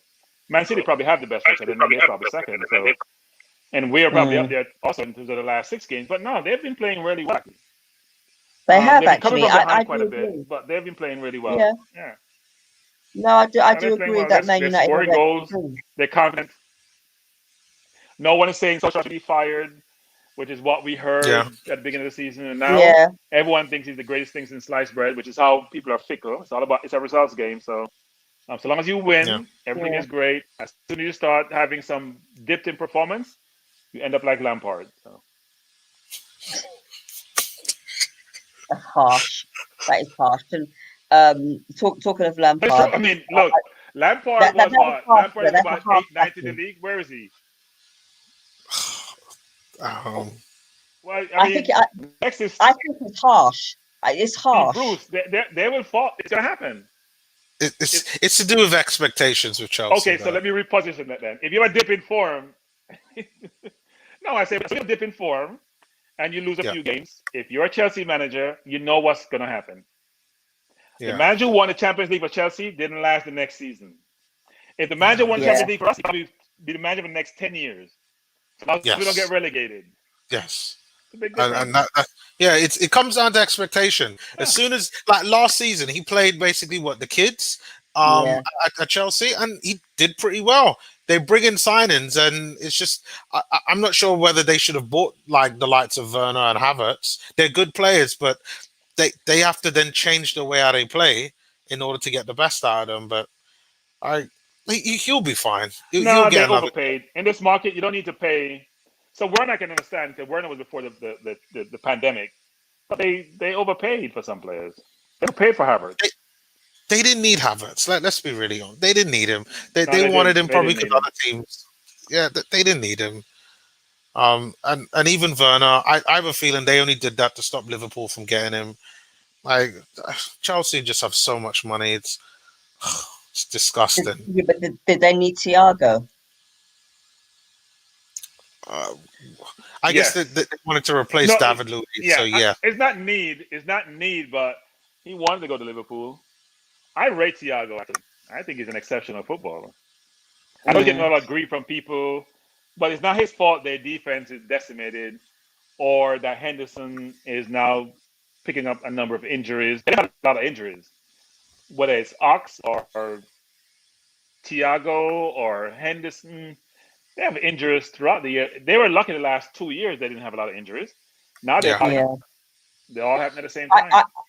I just think that the sacking was harsh, and every manager is going to go through a really bad, well, uneven Baron. I just think that No, not every manager. If you're a Chelsea manager, you're not allowed to have barren spells. I that's mean, the think problem. Conte won the everyone league gets a and got Baron fired the next spell year. though. But it's just, but then No. again, Jose then won the league, again, got fired the next. Wait. Think about this, Ebony. Ebony, think about this. yeah, Conte won the league, got fired. Jose won the league, yeah. got fired the next year. Di Matteo won the league, got fired the next year. You don't get a chance to have bad runs. You know what? You're getting a lot of money. You get paid a lot of money, but you know what the risks are. Yeah, but this is the problem. It's like you have an owner like Abramovich who has lots and lots of money. I don't care how he obtains his money. He has a lot of money. He's able to spend money on the team as and when. And then when you have an owner like that, it's just expectation. If you lose one game, it's an issue. And no team can win every single game these days because there's so much money in the game. More teams are buying the best players, so therefore they've got their hand on the bigger hands on the market than we have. So therefore they're able to go out and buy world-class players, and everyone's beating each other now because of it. There's just So no. here's the analogy. If Pepe cost us £1 million and played the way he played, we wouldn't care, right? Yep. So when you spend £250 million, 250 million, I mean, that's $250 million. That's a lot of money in any circle, anywhere, and your team is floundering mid-table. And your manager is inexperienced. I'm not sure why you gave him the job in the first place. He has to Exactly. go. Arteta should be lucky. The Cronkies are not people who hire because they don't spend a lot of money, frankly. They're not spending no money, so they're not hiring and firing. He's lucky that way. But frankly, Arteta should have been fired. Yeah. Who should have been fired? Arteta should have been fired. No. He No, should have if been. a He may be a Brown great manager if No. he's not making. No. He'd been fired a long time ago. I don't agree with that. He shouldn't give him at least. We were in 15th place. 15th Yeah, place. but whose fault? But then that's not all his fault though. That wasn't all his fault though. You have to look at the players. It doesn't matter. You're the manager. Yeah, but then you also have to look at the players as well. No, the buck stops with the manager. The buck stops with the manager. It doesn't matter what the players do. You can't fire them. They get paid. You can't fire them. Well, you can if we get rid of them because we just got a whole bunch of players. But The manager controls it. The manager makes the decision. The manager picks the team. The manager is getting to work with. If you don't perform well, that's the first person to go. Victor's asking you a question. Between Lampard and Arteta, who would you take? Oh, Arteta. Arteta. Definitely. Well, Definitely. I say Arteta because No. I think Lampard, even though when he went to Derby, he did okay. I mean, they made the playoffs, but I didn't think he got his position through an apprenticeship type system. Most people, you get like Arteta, spent time working with Pep for a while, built up some reputation of being a good coach, not a good manager, a good coach. So he had a little bit of a resume. I don't know what Lampard's resume is except his playing days. And Is that Derby. sufficient? Could be. Yeah. And Derby. He managed But Derby Gerrard's for that doing year. yeah, I mean, Gerrard is doing well at Rangers in Scotland, so you Yeah, can't but say he didn't have an apprenticeship either. SPL is weak. SPL's weak, so Well, it's a 2-team league, but Rangers haven't won that league forever now, right? So for a long that time. will give him a lot of credibility in terms of player selection, identifying talent, coaching the talent. They didn't do that well in Europe. I mean, they've done okay in Europe, frankly. So look, I mean, he's building his resume to take over Liverpool at some point after Klopp leaves, and I'm sure that's the strategy. But at least he went away to go. He didn't start out at the top like Lampard sort of does. He only had 1 year in the Championship, so at least he's going and building a resume, building a portfolio, then come to a very challenging environment, and they're really that'll be unforgiving. different. A lot of That'll be billionaires, a lot of different. money. Huh? Yeah. Yeah. It'll be different. But Andrew, anyway, I gotta go. All right. It's a great evening. Thank you. It's a great evening, and I had to come on, make a guest appearance to say I'm very, very happy. I hope we win on Saturday. So I can shut my nephew up here will give me a hard time on my team and always give me a hard time when we lose. And now he's shutting up more and more every day, so Arsenal need to just shut him up totally. Right, Yes. Trevor? And you know Trevor's a Jamaican name. That's for Jamaica, or AT. Trevor's a Jamaican name. All right. Have a good evening. All right. See you later, guys. All right. See you later. All right. All right. So it's just you and I, Naomi. So your closing statements. I'm loving the performance. We just need to have some type of consistency. I agree with you that we can beat Manchester United, but it's the level of consistency that we need, not just in attack but also in defense. If we do that, then we can really do something, towards this second half of the season, which is what I like. So I just hope we continue that, and let's get the 3 points against Man United on Saturday. Yeah, I think we can get the 3 points. As you said, we need to, be a bit more awake in defense.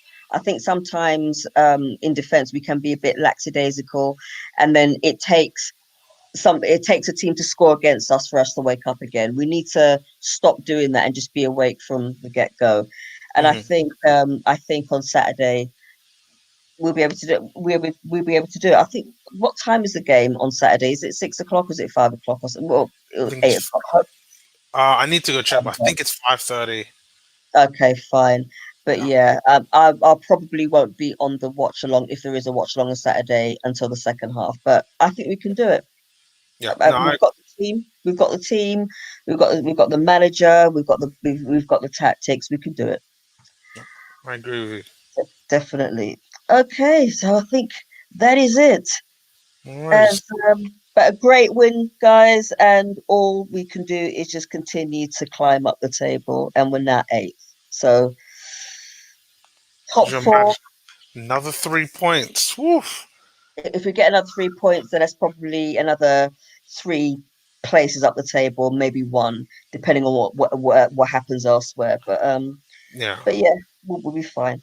All right, folks, thanks for watching, and it's a goodbye from me. Have a wonderful night. Yes, I'll see you guys later. See you later, guys. Peace.